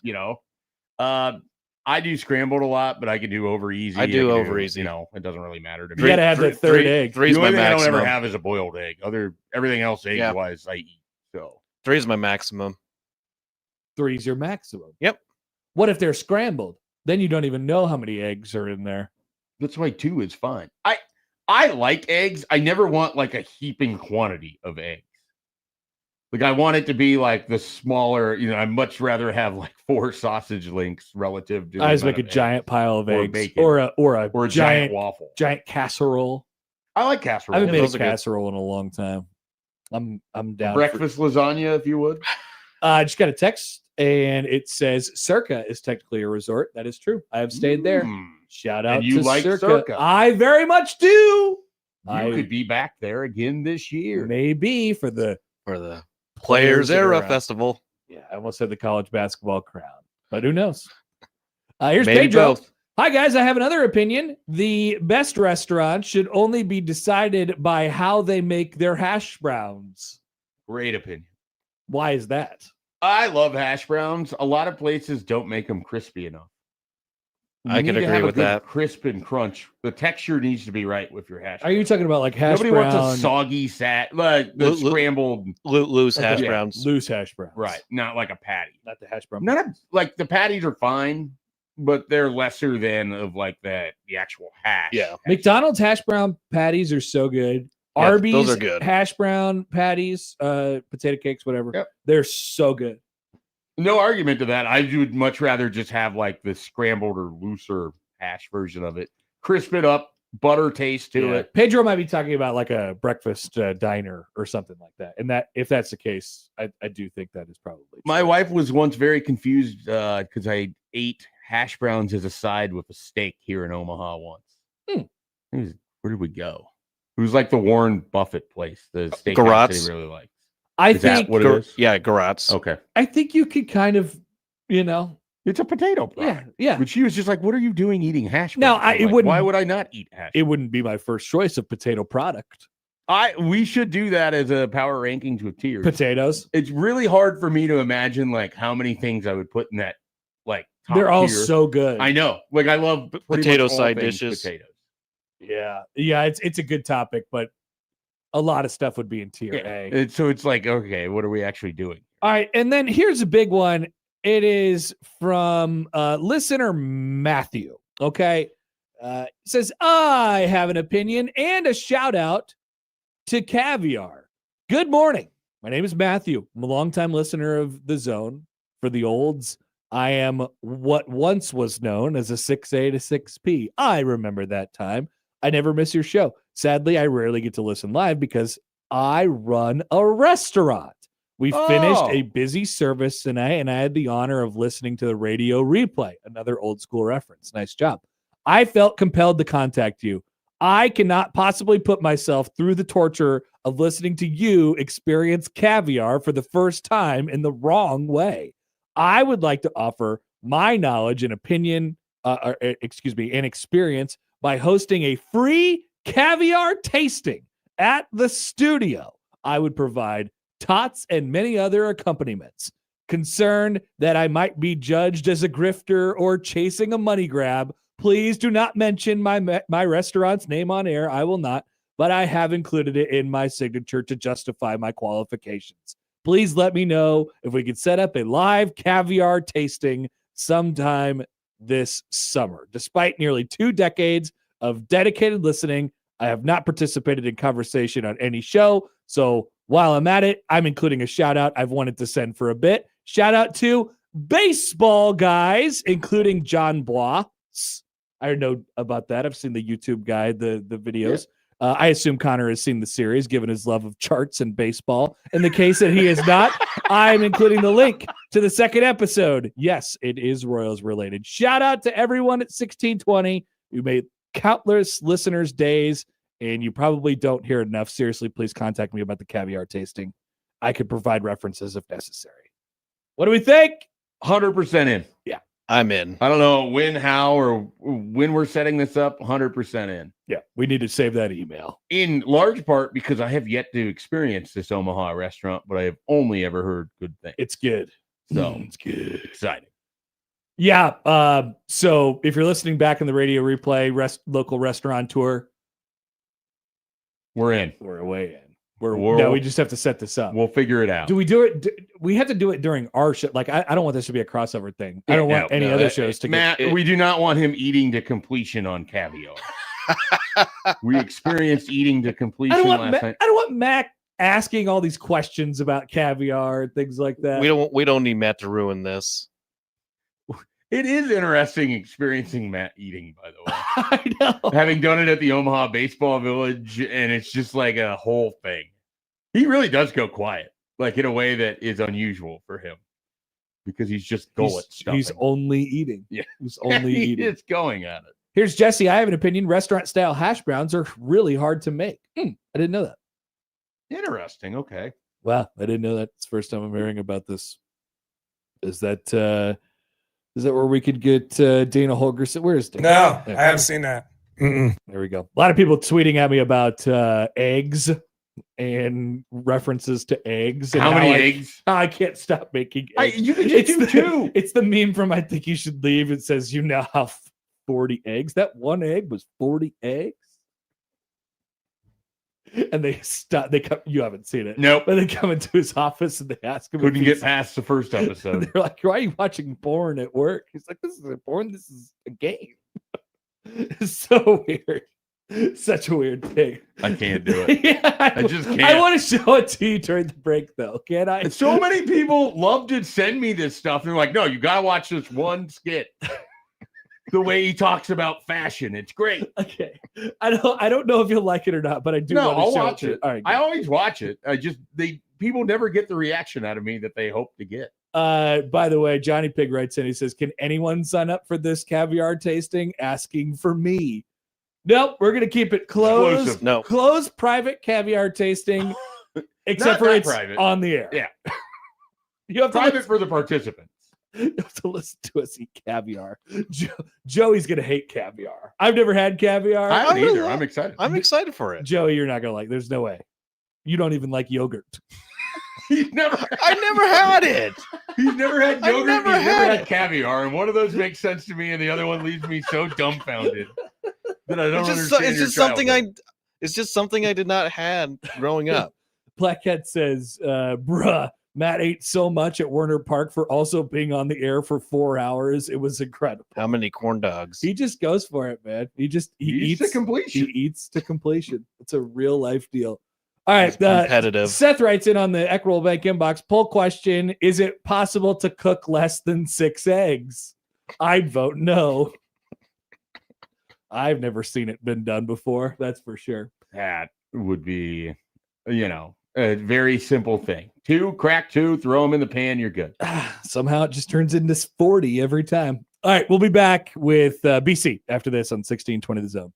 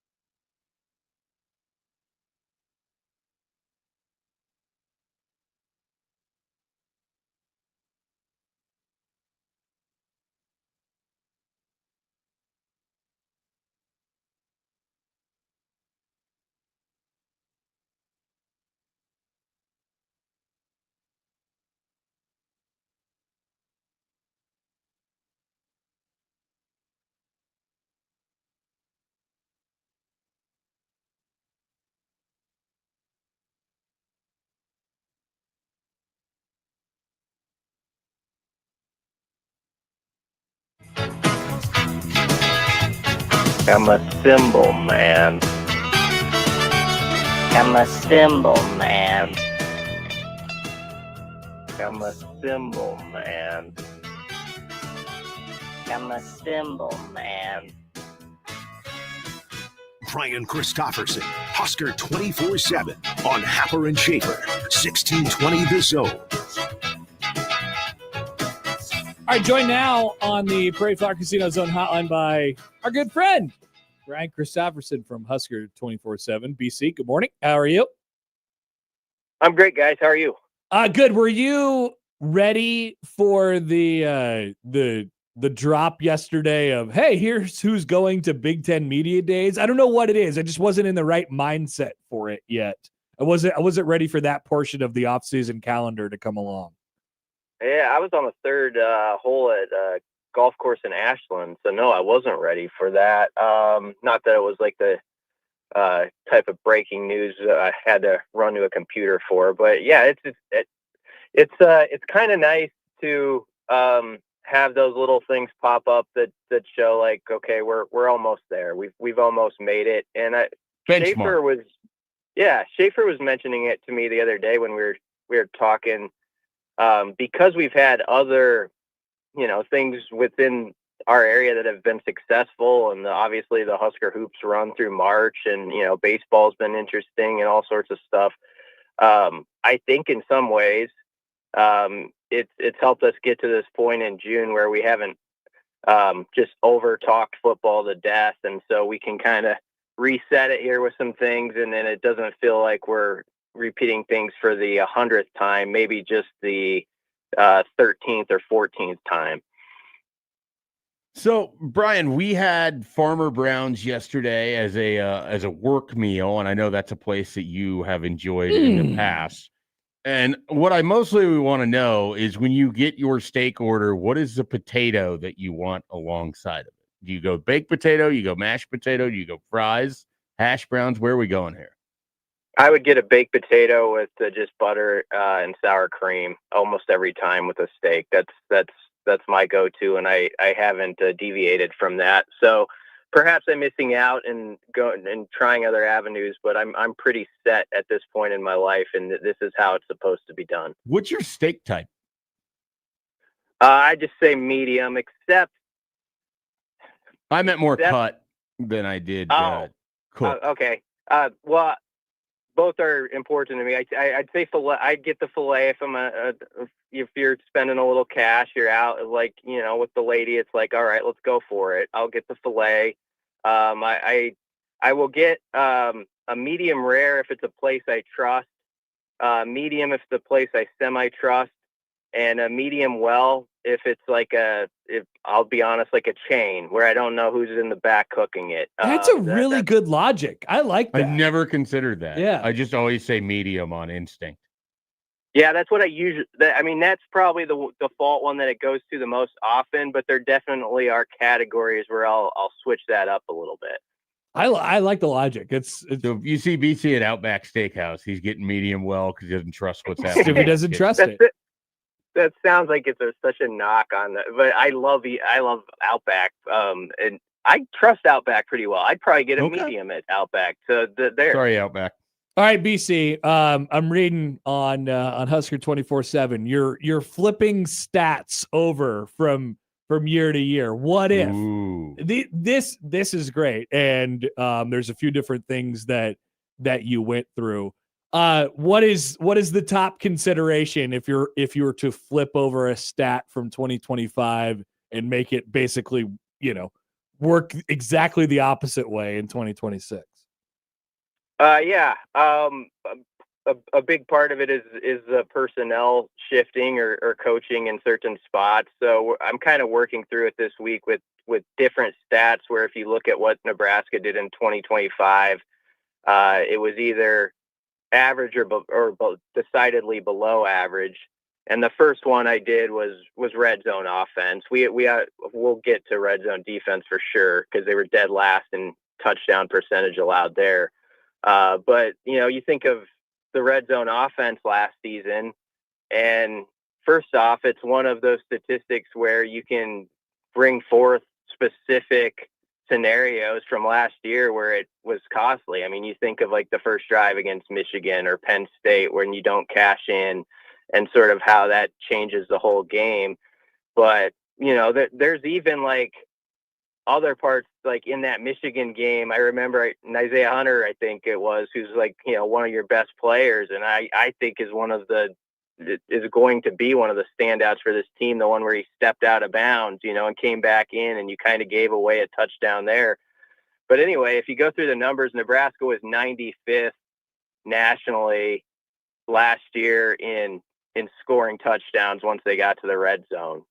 They got there enough. I mean, at least a decent amount. They were like 40th in actually getting to the red zone. But for instance, they got to the red zone 3 more times than Iowa last year, but Iowa scored 6 more touchdowns in the red zone and ranked 15th nationally, and just using them as one example. So if Nebraska were to be like a top 20 red zone type of offense, they would have needed to score touchdowns 7 more times last year. And if you think about if you put those touchdowns in the right games, maybe that's 1 or 2 more wins at least. So it'll be interesting if they can kind of get that upgraded with, I mentioned Calandria and sort of his running ability down there, I think is a useful asset, but we'll see. Like he's shown it on tape at UNLV and previously that he can keep the ball and, take it in on a goal to go situation. And then, with Jeep Wade and Lonnie Teasley working with that line and maybe some different ideas, I'm curious if that can help. But they've also just got to prove that they're trustworthy as a short yardage team and that they have that type of back, also who can get 1 or 2 tough yards and has like the knack for finding the end zone when you're sniffing it. That it's kind of a special talent, and you got to find that guy. So we'll see if they get it. Besides Calandria, who else do you think could play a big role in Nebraska if they were to improve their red zone? I mean, obviously Holgerson's play calling too, but from the player perspective, who else do you think could kind of hold some cards there and in an improvement for Nebraska in the red zone? Well, I mean, I mentioned in there, like, you could go through like the top 3 receivers. I mentioned Ja'Cory specifically because it feels like he hasn't gotten in the end zone as much as you would, suspect. Like he did have his moments, like in that Michigan game where, of course, the Hail Mary and he caught another touchdown. But like, I love the play they ran, basically a jet sweep type play against Utah in the bowl game, and he scored early on, and they did it again in the spring game. I think there's different ways you can get a guy like him the ball down there that could be effective. As a wild card, I mentioned Quinn Clark. I think he's had a great off season. He's not he's usually not brought up as one of the top 3 wide receivers, but I think if he's not, he's like the 4th guy right now, or he's in that conversation. And he's a 6'5" target who can go up and high pointed, and made that one-handed catch in the spring game, and it caught a 2-pointer in traffic against Utah. The game was a blowout at that point, but he still made the play. And so he'd be a guy I'd watch as a wild card down there. And I'd love them to get the tight end rolling in those situations where Lyndon Meyer, or if someone else takes off, just becomes that guy who has like a 5 or 6 touchdown season. I think Lyndon Meyer had 2 last year. So that could be a guy where if he upgraded, a few more TDs to his stats, it might be big toward the big statistic I'm talking about in that story. Do you think Nebraska missed a guy like Janiran Bonner more than what we might have expected, just because of his ability to block and, kind of have a Chancellor Brewington-esque effect? And then a second part of this, could Luke Sorensen be helpful for Nebraska in that area of the field, not just maybe as a pass catcher, but also just controlling the line of scrimmage and the edges of things? I just feel like that was an area Nebraska didn't have as much success. Yeah, that's a great point about Bonner, because I think he's probably underappreciated by most fans and media for how valuable he is seen by the coaches and the players. And the thing I remember most about the post game at Arrowhead last year after they beat Cincinnati was how devastated a few guys were about his injury. Like, you could tell like how much he meant to the team, like just as a dude. But also then like that next a few days after, you hear Dana Holgerson talk about him, and you could tell like he thought he's going to be really tough to replace. He just does so many things. The way we can line him up is a chess piece that the defense really has to deal with, because you can put him out at wide receiver, you can move him as a tight end, he can go to the backfield. He's just a guy you can really play with, and he is a good blocker, and so it will be a big deal. I know to Dana Holgerson, because he said at 2 or 3 press conferences how significant Bonner is if he's back fully healthy. And it's a good point about Luke Sorensen. You wouldn't normally be that like sure like a true freshman is going to be valuable, but even before spring ball began, again, it's a Holgerson comment, but he said, yeah, it's obvious watching him. He's a guy we're going to use, you know. And the thing that Luke did is he played in California against some like D1 type edge rushers. He had to block, and he came up more as a blocker than a pass catcher. And I always think that's a big advantage for like a tight end, you know, going into this level of football, where if they had to do the sort of the dirty work as a sophomore, junior in high school and kind of come up that way, a guy with his athletic ability can pick up on the receiving part and adding that element to his game at a higher level. But you got to have the ability to hold up at the line of scrimmage first and foremost. And I think he's got at least a shot to do that. You know, Eric Ingerson is another guy I'd watch, by the way. Like, he had a really good off season. And so there could be a surprise name or two in there. And then Carter Nelson, we'll throw this in real quick. I mean, you talk about the 5-and-5 rule. We always talk about like the 4-year seniors, like who could get another year. But I think it's big too for guys like him who he didn't redshirt yet. And now maybe you get a little jolt where it's like, I was going to be a junior, but now I look at it differently. Like, I'm a 3rd-year guy in 5 years with 3 still to play. So guys like that, I was thinking about that rule, how that could impact them mentally and maybe give them a little bounce in their step. All right, BC, good to chat as always. Thanks for dropping by, and we will talk to you next week. All right, thanks, guys. Brad Christopherson from Husker 24/7. You know, a stat that did flip year over year from 24 to 25, and the one that we always talk about flipping in the offseason is turnover margin. Flip from -2 to +2 last year. So 24 -2, 25 +2. Not a talking point this offseason, but it's probably less this year about the margin and more how many you gain and how many you lose. I mean, obviously that together makes the margin, but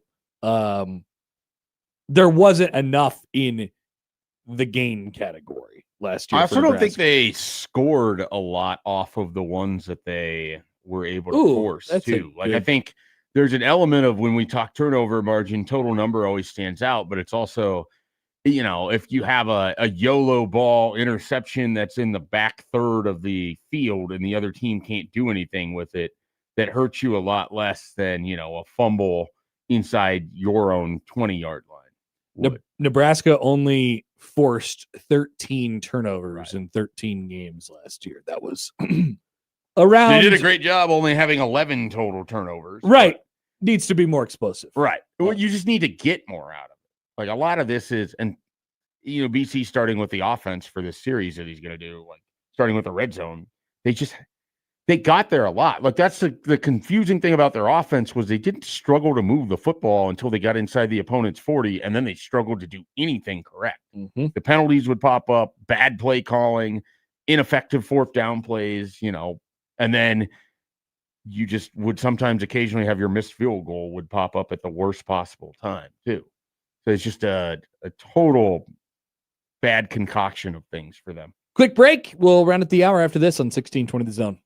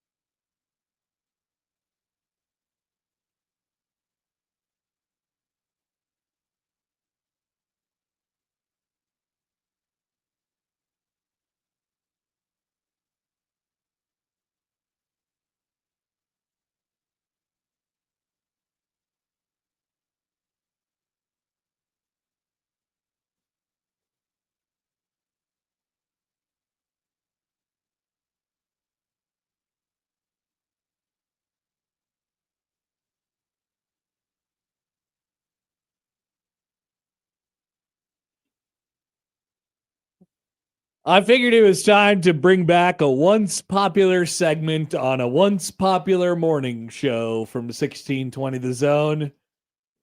Do you remember the great long run of Severe and Benning? I do. No, I haven't seen No, I remember it. And I remember listening to their show and thinking, wow, this is a wild show. And one of the segments they did was called Birthdays. Yeah, I remember that. How old is this person? Yeah, no, I remember this well. I remember the experience of being a guest on their show well. I remember the just general two guys that are very good friends, but sometimes you wouldn't think it on the radio. I know, it's amazing. It was always it was always a fascinating experience. It was a wild show to listen to. But I always texted Michael. I said, I really like your birthday segment. Or maybe it was Damon, whatever it was.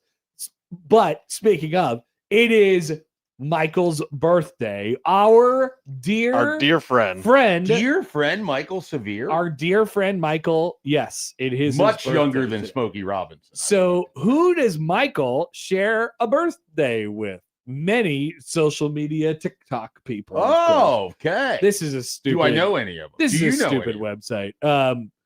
The famous birthdays, but somehow it's the only website on the entire internet that keeps track of stuff like this in a digestible way.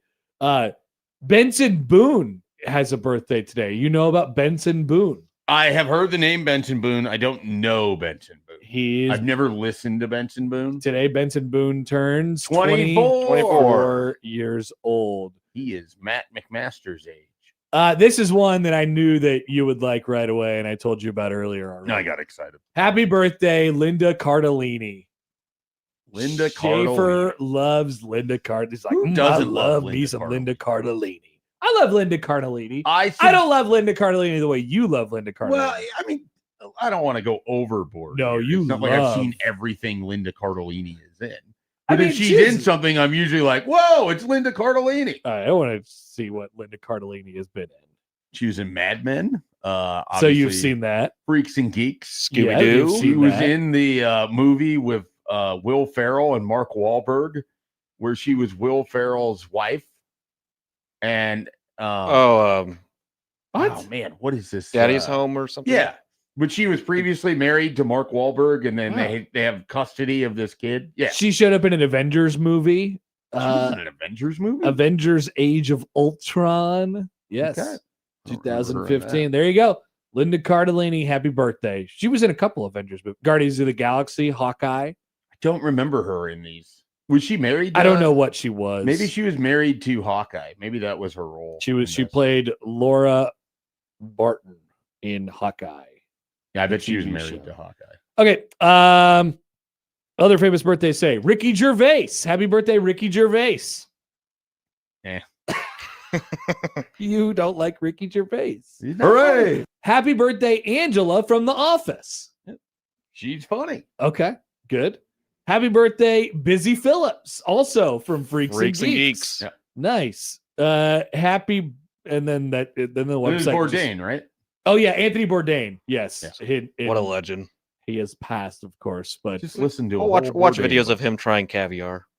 Yeah, and then we could prepare ourselves to eat caviar for the first time. He would say something. Very exciting.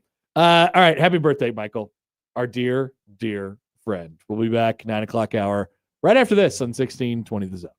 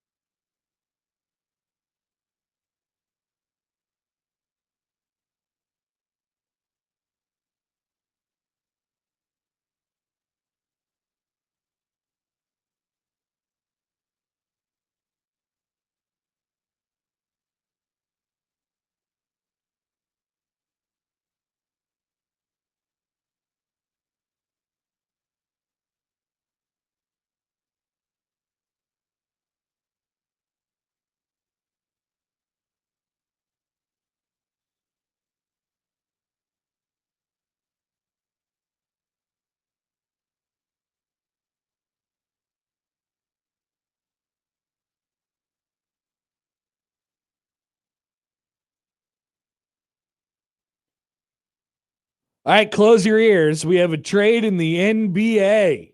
What? Don't talk about the NBA. The Charlotte Hornets are trading.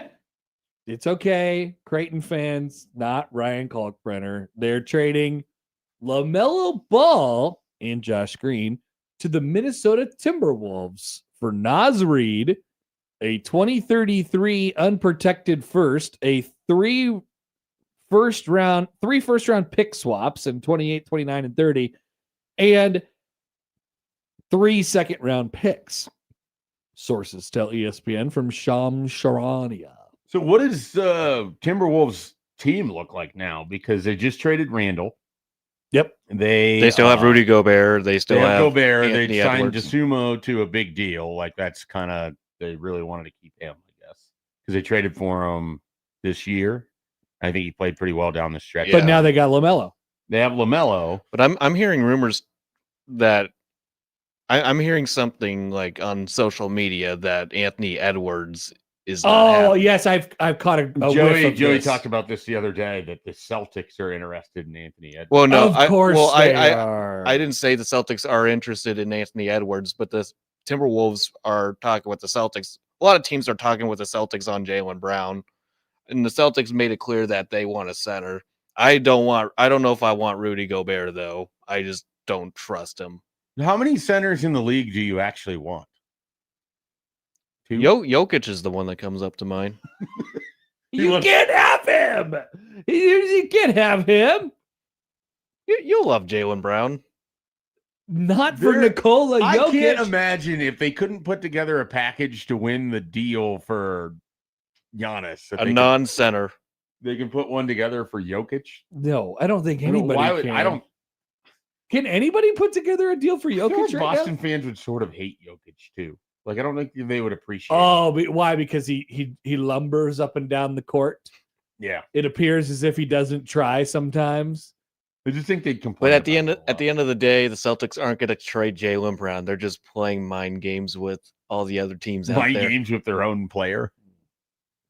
It's been happening throughout the years. Doesn't seem where would Anthony they were Edwards go if the Timberwolves are trading him potentially. Yeah, that's a good question. He would make any team, a right? Yeah, contender no, right away. He's what a top really good 5 player, top 7 player. I don't know. Do the Bill Simmons thing. Top 11 player in the league. top 8 player. Top 13. Like I was going through my top 8. I couldn't think of 7 guys better than Anthony Edwards. I do, as someone who does not watch the NBA much, I kind of want to make my list of top players in the league based entirely off of whatever I would assume it would be. Okay, that's kind of a funny idea. We could do that for a tiers too instead, like top NBA players. I wonder how it would actually turn out compared to what it really is. I feel like I'd have LeBron too high. Me too. I'm Team LeBron. I am too. I don't think LeBron could be the best player on a championship team anymore. No, he can't. He's not a top 10 player. No, but I do want LeBron on my team. But a top Baylor 20, Sherman's above LeBron. Baylor would not make the list. Neither would Sam Hoiberg. Theo writes in, he says, Caitlin Clark was disrespected by another player yesterday. Please speculate as to why. Are we getting Was to that Caitlin topic? Clark disrespected yesterday again? What? Okay, so what she keeps being disrespected. How is she being disrespected? I don't know. I haven't heard about Was this. it like the step over thing? Oh no. That AI did to Tyronn Lue, that level of disrespect? Apparently she's injured. I see a blue. Oh, I know what happened. She got left off the WNBA's 30th anniversary poster.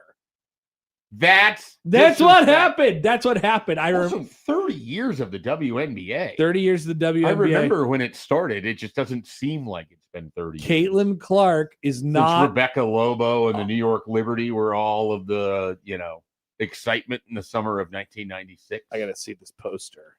Lisa Leslie and the LA Sparks. Naming all of the original WNBA players I can remember. Caitlin Clark fans outraged by WNBA 30th anniversary poster snubbing. Is Cheryl Swoops on the poster? Now I'm up to 3 players. Gotta be, right? Gotta be. I mean, there's a bunch of people on the poster. Caitlin Clark did not make it. I attended a WNBA game once. And in the game, someone set the all-time record for rebounds for the Minnesota Lynx or whatever. Wow. So they stopped the whole game and did like a giant celebration in the third quarter. Wow. It was sort of odd. Who else they got on here? It says that Sophie Cunningham, her teammate, is she is on here. She can't be on there if Caitlin Clark's not on there, right? Wait a minute. I don't like this. Caitlin Clark was disrespected yesterday. I have an opinion. Caitlin Clark should be on the poster. Quote, this is from WNBA fans. The league just continues to embarrass itself. Does it even register how absurd it is to exclude Caitlin Clark from this poster? Are y'all on drugs? I am running out of words for this, one fan wrote. Oh, another person that didn't include Diana Taurasi. How did they not include Diana Taurasi? Whoa. Despite the fact that she played 20 out of those 30 years. Is Sue Bird on there? They put Sophie Cunningham instead of Caitlin Clark, Kelsey Mitchell, Leah Boston, or Tamika Catchings. No Sue Bird. About CC, it's not too surprising when you remember what Kathy said about her. That's too far into the Caitlin Clark depths that I'm not willing to investigate on. But I didn't realize CC is how we refer to Caitlin Caitlin Clark. She's CC. And she's got to be on the poster. How is she not on the poster? Okay. Well, it's good to finally get to that Caitlin Clark thing. Matthew says, as popular as Clark is, she talks a lot of trash. Is that why she's not on the poster? That's a bad reason. Many part of the very game. good NBA players have talked a lot of trash. How could she not be on the poster? They don't care about their most marketed player. This is unbelievable. Poster gate. And the WNBA seems like a weirdly dramatic league. Well, I mean, it's basically the NBA. Well, it seems like everyone hates their commissioner. Like constantly is complaining about this person. Yeah. I don't follow any of it enough to know why. I mean, NBA fans hate Adam Silver, Sure. but he's fine. Do you hate Adam Silver, Joey? I don't like him. Did he have some kind of Boston related snafu? No, there's more reasons. Does he hire bad officials? Well, there's that, but I'm not gonna explain on the air. Oh, it's not an on the air. Will you explain it to me off the air? Maybe. Yeah, he's not gonna explain it. This strikes me as Joey realizes that the reason is more Joey specific. Here's what I'll say. Yes, the officiating, his choice of officials, but just the lack of addressing some of the problems with the gameplay in the NBA. Okay. I will. I've heard that from other people. I will say that. They feel like he hasn't, done enough to help the league remain as competitive as it could be. Oh, yeah. All right. Matt McMaster, now close your ears. Are you ready? We have the next 90s list from The Athletic today. This is exactly the time that he'd be listening. Too. I know. Matt, listen up. Listen Hooray! closely. Hooray. It is the top players, the top 25 players of the 90s. Okay, I'm interested. Who do you think is number one? The number one player of the 90s for college football. Uh-huh.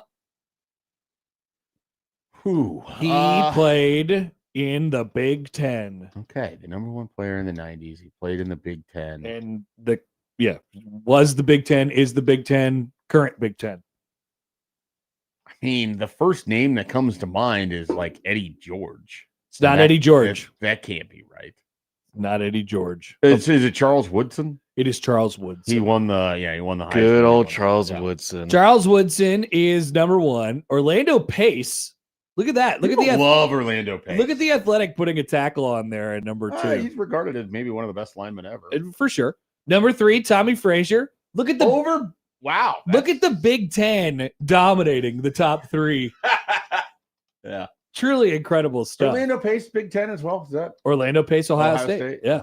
And Tommy Frazier, number three. Here, let's read what it says about him. Frazier is perhaps the toughest player to slot. He sparked the Huskers to back-to-back national titles and was the MVP in both the 95 Orange and 96 Fiesta Bowls en route to championships. He pulled off one of the most memorable plays of the decade when he followed the Huskers right guard and fullback toward the right sideline. It's that word that you hate. It's an iconic play. Oh, I mean, that is a college football iconic play. It will be forever. How many tackles can one man break? Right. They were wondering. Frazier dodged the first Florida. Now it just describes the play for 3 sentences, I guess. Frazier dodged the first Florida tackler and then the second and then the third. It appeared that a trio of UF defenders would wrestle him to the ground about 10 yards downfield, but Frazier powered through and then barreled through more Gators. 9 Gators got their mitts on him, and none of them could bring him down on a 75-yard touchdown. Nebraska won 62-24 as Frazier ran for 199 on 16 carries. His passing numbers, as they were often in a option attack, were modest. And, okay, there's more. Quote, he was awesome, Bobby Pruitt, Florida defensive coordinator, said. He was speedy, he made the right decisions, and they had that tailback, Lawrence Phillips. They did great play action, would run screen the other way. We had a really good defense. Sometimes the supporting cast, the flow of the game makes such a big difference. Frazier dominated the ball game. A year earlier, Frazier had been sidelined for the first 7 regular season games due to a blood clot, but he returned Nebraska to help them beat Miami in the title game. Blah, blah, blah. Passing stats weren't very good. Number 3, which, I mean, I don't know. I thought there was probably a built-in excuse there to put him a little bit later down on the list. Yeah, I would. If you would have asked me beforehand, I would have guessed top 10, but more towards like 8, 9.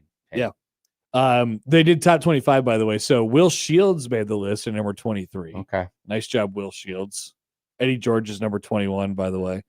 And then Frazier is number 3. So just 2 Nebraska representatives. Interesting. No off. Well, I guess Will Shields would be your offensive line, but no defensive line representative out of a group that very, very good during that whole stretch. Are you interested in top coaches of the 90s? Sure. Can I start guessing? Yes, you can. All right. So obviously you'll have Osborne. That should be 1. Osborne is on the list at number 4. What? Yep, a little surprising. No one won more titles in the 90s. I believe no one won more games in the other 90s, people right? that are going to be listed will include Steve Spurrier. Yes, number 3. Bobby Bowden. What? Number 1. Okay. And then who would they put at number 2? I was going to guess Frank Beamer, but that's not higher than Osborne. No. Would Tennessee's coach be in there? Dennis Erickson there? They are putting a coach who admittedly won a lot, but is getting a lot of credit because he coached at a certain place that didn't have a lot of history, and then he turned them into a power. In the 90s? In the 90s. Lou Holtz? No. There's history there. Okay, so we already said Bobby Bowden. What am I forgetting? Bill Snyder is number 2? Number 2. Like, Ooh, 100%. controversy. Wow. 100% Bill Snyder should be on this list. You can't put him above Tom Osborne and Steve Spurrier. That's kind of what I thought too. Like, this Bill is Snyder's an amazing coach, and what he did at Kansas State is nothing short of remarkable given how horrible that place was before he was there. You can't put him over coaches that won literal titles. And it's not that Bill Snyder couldn't have won a title. His teams just came up short when they had the opportunity to do so at the end of the decade. But it's almost like since he was coaching at K-State that he won 4 titles. It's like giving him extra credit. Yeah.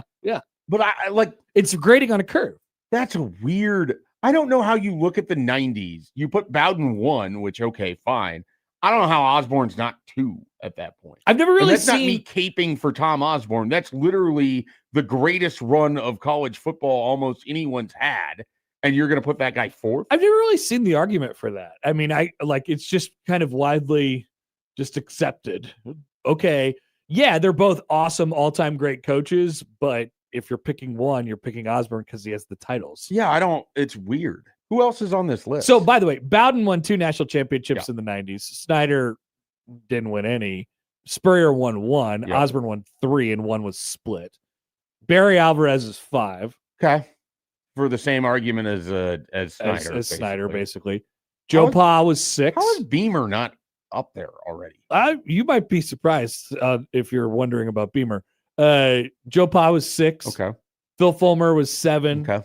Dennis Erickson was 8. Okay. Gene Stallings 9. That's the first. Gene Stallings was Alabama in 92, I think. Yes. Okay. Bill McCartney. First coach I have no real recollection of. Bill McCartney 10. Yep. I believe every coach outside of Snyder won. Alvarez never won a national championship. Alvarez never won a national championship. He won a bunch of Rose Bowls. And many Heisman Trophy winners. Lloyd Carr, number 11. R.C. Slocum, number 12. What the hell Lou did Frank Holtz, Beamer do number to these people? Beamer, is there too much carryover into the 2000s for him? It must be. So John Cooper, 14, and Frank Beamer, 15. 77 wins. Maybe I have an enhanced sense of Beamer. I think you do a little bit, but there was a lot of stuff that came after 2000.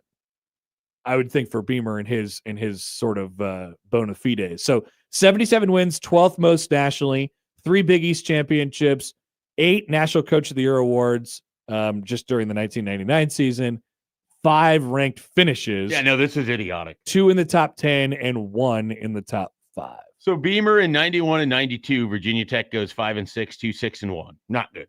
From 93 on, 93, 8-4, 10-2, 10-2, 7-5, 9-3, 11-1. They played for a national title. Yeah. Like, that's not a place that was good before Frank Beamer, and it's questionable if they're, we'll see what James Franklin can do. So think about Beamer ball are underrated. These are all-time great coaches, though. Yeah, well, I mean, every name on there, like I said, it's sort of tough Gene for me Stallings is the one name that I don't know that I would have come up with out of that list if I would have sat down and thought about it. It's sort of tough for me to come up with more than 2 or 3 names that I would absolutely definitively put Beamer in front of on this list. R.C. Slocum never played for a national That's championship. one of them. Yeah. I like John Cooper is sort of a ho-hum Ohio State coach, but they won a bunch, but yeah. it's also Ohio State, and he did less with Ohio State than every predecessor that's and followed. I would absolutely take Beamer over Lloyd Carr. Yeah, and, agreed. and- now they did win a national but title. they did split a national title, and he coached at Michigan, right?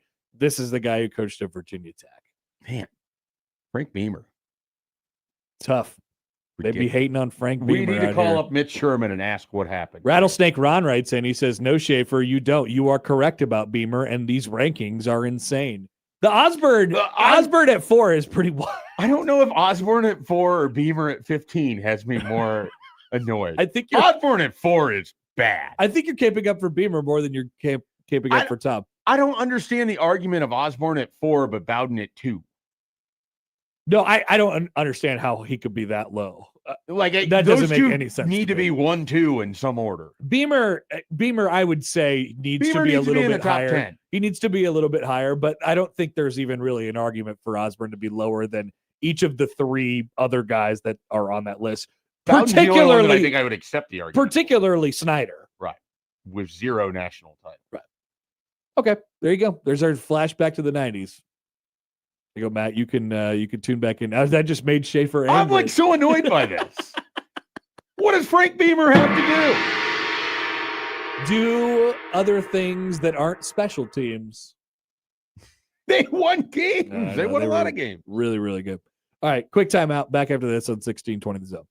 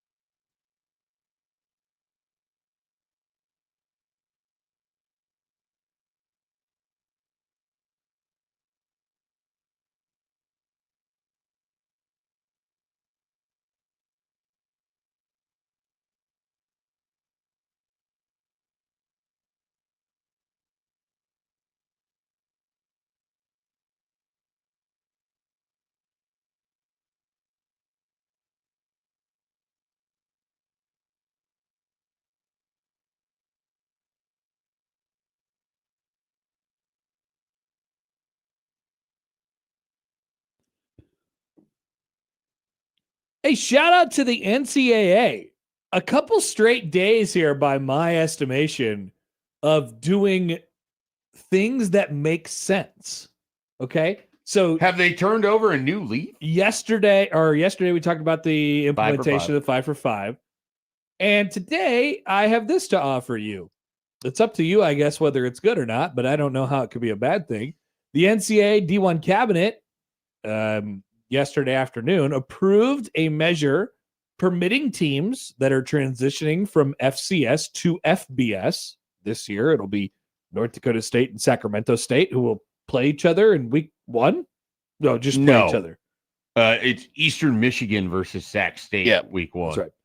We're fired up about it. North Dakota State, Sacramento State to be immediately eligible for postseason competition, assuming they meet all the FBS requirements. This is from Ross Dellinger, yesterday of Yahoo Sports.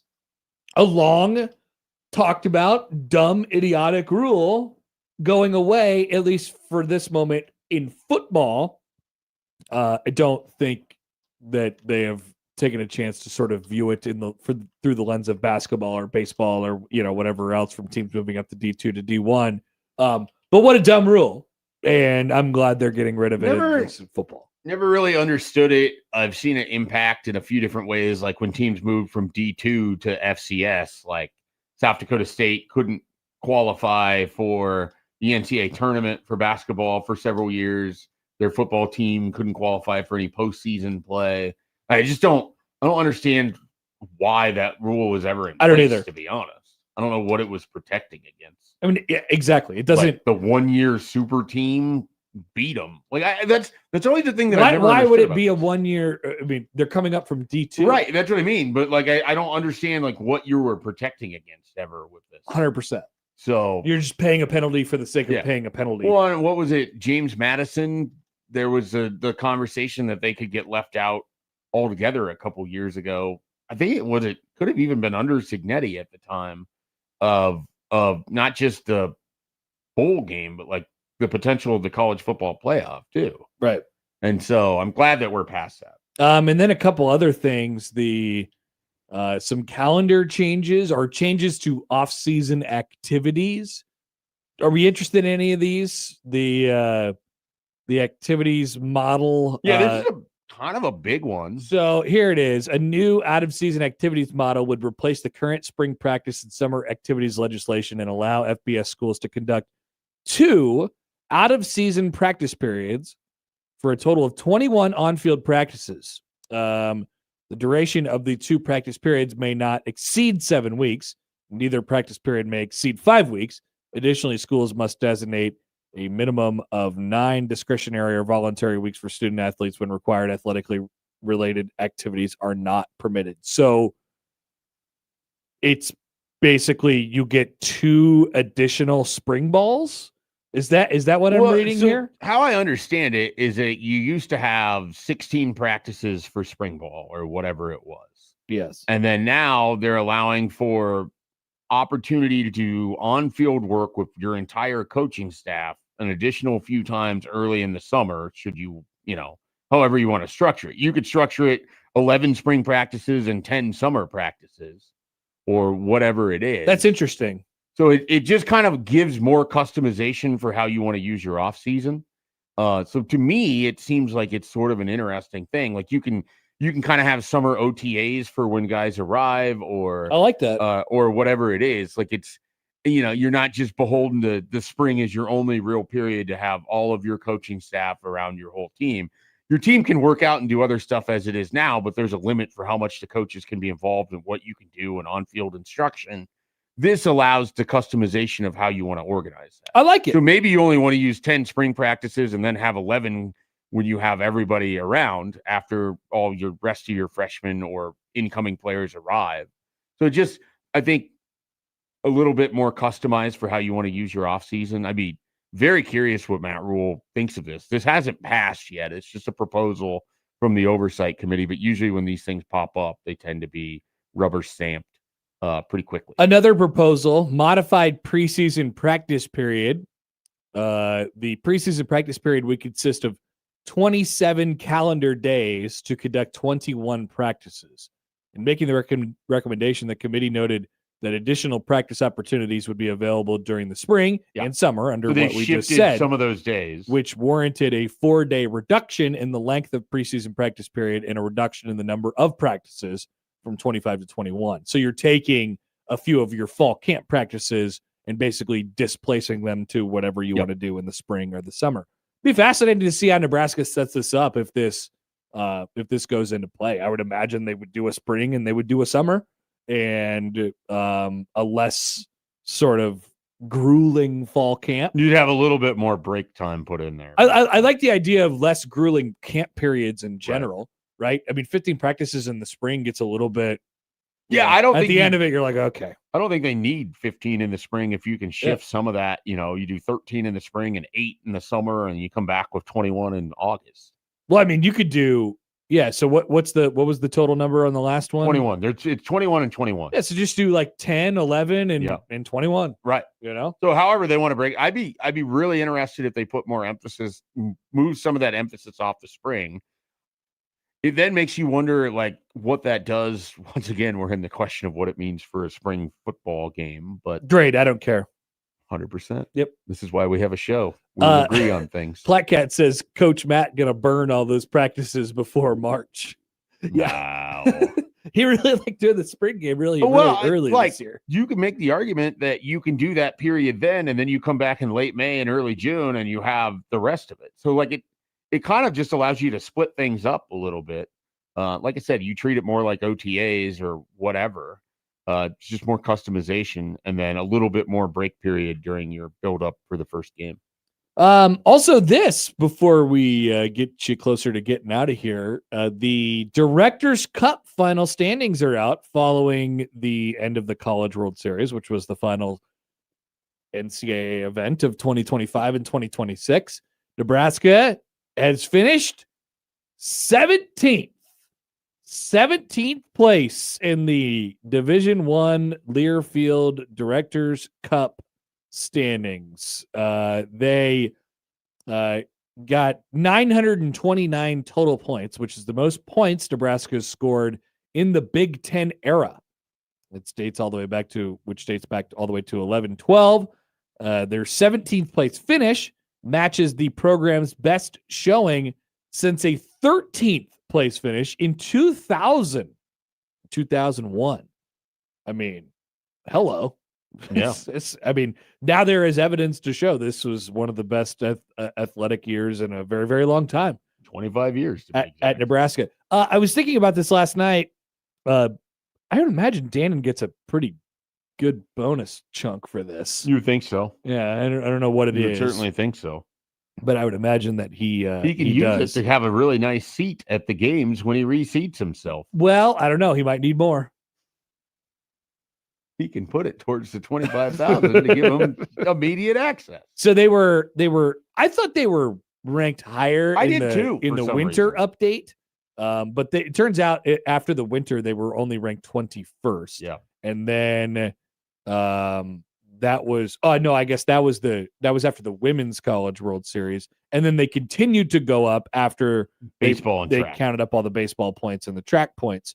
9 sports had top 10 finishes, including 6 teams that earned top 5 finishes. Those programs included wrestling 3rd, men's gymnastics 4th, volleyball 5th, softball 5th, rifle 5th, bowling 5th, women's outdoor track and field 8th, women's basketball 9th, and men's outdoor track and field 9th. I don't know how they figured men's that. Basketball finished 9th, not women's basketball. I think you said women's. So. I did say women's basketball. Sorry. I don't know how they figure that. I don't either, because men's basketball did not finish 9th. No. They tied for 9th. Were they the first team outside of the Elite 8, I guess?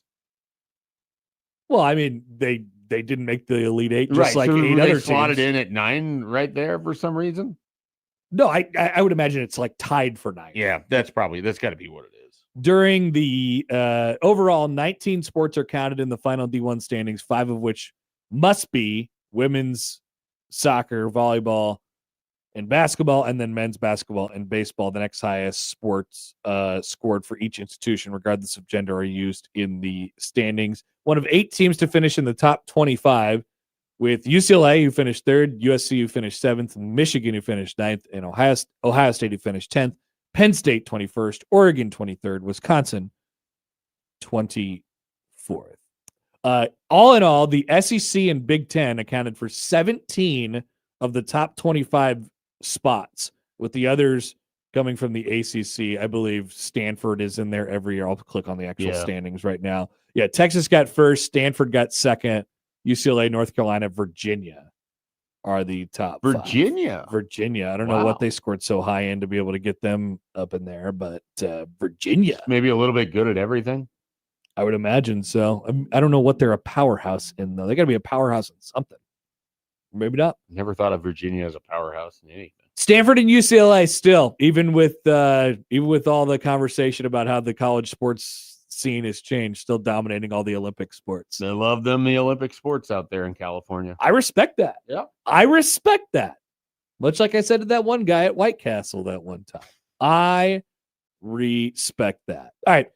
Let's take a quick time out. We got a few more things left to cover before we get you on your way on this Thursday morning on 1620 The Zone.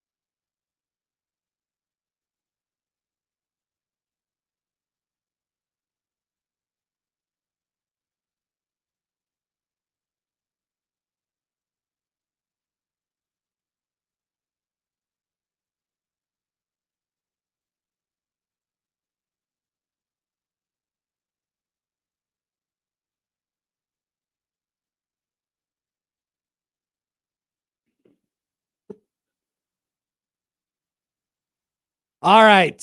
Final couple minutes here on Happer and Schaefer, 1620 The Zone, 1620thezone.com.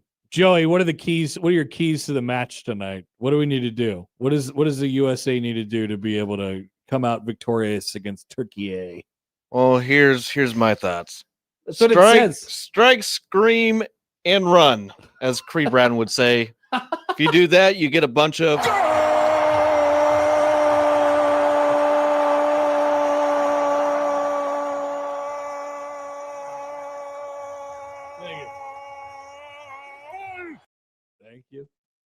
Thank you, Andres Cantor. They just got to get out healthy. Nothing matters. Just got to get out healthy. Pulisic said he's ready to go tonight, but I don't know if they're gonna. Why would you play him? Yeah, I don't know either. What's his deal? He's got a hammy. He's got a calf deal. Calf strain. Oh, you can't mess with the hammies. No, the calf. Okay, calf. Calf strain. Calf's a little easier. Hammy, you can't mess with the hammy. He strained it during the game against Paraguay, and he didn't play against Australia, right? No, he didn't play against Australia. He did not play the second half of Paraguay, and the game was already over by then. It was 3-0 at that time. Yeah, so they'd scored a bunch of goals without their best player. So I don't know. I wouldn't play him tonight because you don't want to run the risk of not having him for the knockout round. Yeah, but, I think they're going to win regardless. I think if they play him, they would just play him for like a little bit. Maybe I will just to get him loose. Maybe I will watch the soccer tonight. Whoa! You're gonna not make your debut for the knockout rounds? Not use your 10 minutes on the penalty kicks against Bosnia? It just really depends on my availability. It should not be in penalty. It shouldn't be, but it would be hilarious if it's just really my availability. So I don't know. It doesn't really matter the circumstances of the game. Just if I am around and 9 o'clock start. So you should, I'll at least have time to watch like the first past my bedtime. You can throw stuff into the rundown on Happer and Schaefer while watching soccer. That's what I would do back in the day before College World Series, BCWS, when I would watch the hockey. Yeah. It was like, the hockey's on. It turns out this is the greatest game of all time. I guess I'll just get the show ready while I do this. I would text you and you're like, I'm already watching. I'm watching it. But the thing is, I don't really like watch the hockey games. No, it's the same. I just kind of sit there in the background. The NBA games, though, I watched because I like the NBA games. I mean, I like hockey games. I treated them probably similar. But the soccer I've watched more. I actually like to have the computer away. This is a full day of soccer today. Are we ready for the rundown? So yes, starting at 3:00, we have two games starting at 3. We have Curacao and Ivory Coast. That game is in Philly. We have Ecuador and Germany. So that is Group E. Is the fake Freddie guy going to that game, or is he going to somewhere else now? Since Germany's already through. Where's that event at? Where's that game? That is in at MetLife. Okay, because he was driving in. He was posting pictures from Ohio, and then he was in Pennsylvania. He was at like an Amish town in Ohio. People turned on him now? Yeah. People are turning on him. So it sounds like he's headed to New York. Then. Yeah, he's headed to New York. Fake He's Freddy. on the road. All right, fake Freddie on the 80-90 turnpike. Going to see Ecuador and Germany this afternoon in Jersey. We have Japan and Sweden. That's gonna be a fun match from Jera World at 6, and we have Tunisia and the Netherlands in Kansas City. That's gonna be a blowout. Kansas City. Look at them. Will Peterman be there? No, he's going to Saturday's game. Okay. And then doubleheader at 9:00, Paraguay and Australia. And that's for second place in. Who's going to win that, Joey? Man, you going Socceroos or Paraguay? I'm going to go Paraguay. I like our friends from Australia. I like Australians. You would have maybe appreciated the Paraguay-Turkey game because the only goal was scored in the first 50 seconds of the game. Yeah, it was right away. They controlled the kickoff. The guy weaved through traffic and then made the first shot on goal. That is exciting. Nobody scored after. There was red cards and fights the rest of the game. Yeah. Nice. Basically, I probably would have turned it off after 35 minutes. Dramatic, even though no more goals were scored. Go Australia. I'm rooting for Australia. All right, perfect. And then Turkey in the U.S. also at 9 from SoFi in Los Angeles. There's your soccer day ahead. This day in soccer, folks. Football. Or football, as they call it. All right, that's going to do it for us today. If you missed anything, 1620thezone.com is where you can find it. The crossover with Matt's coming up next.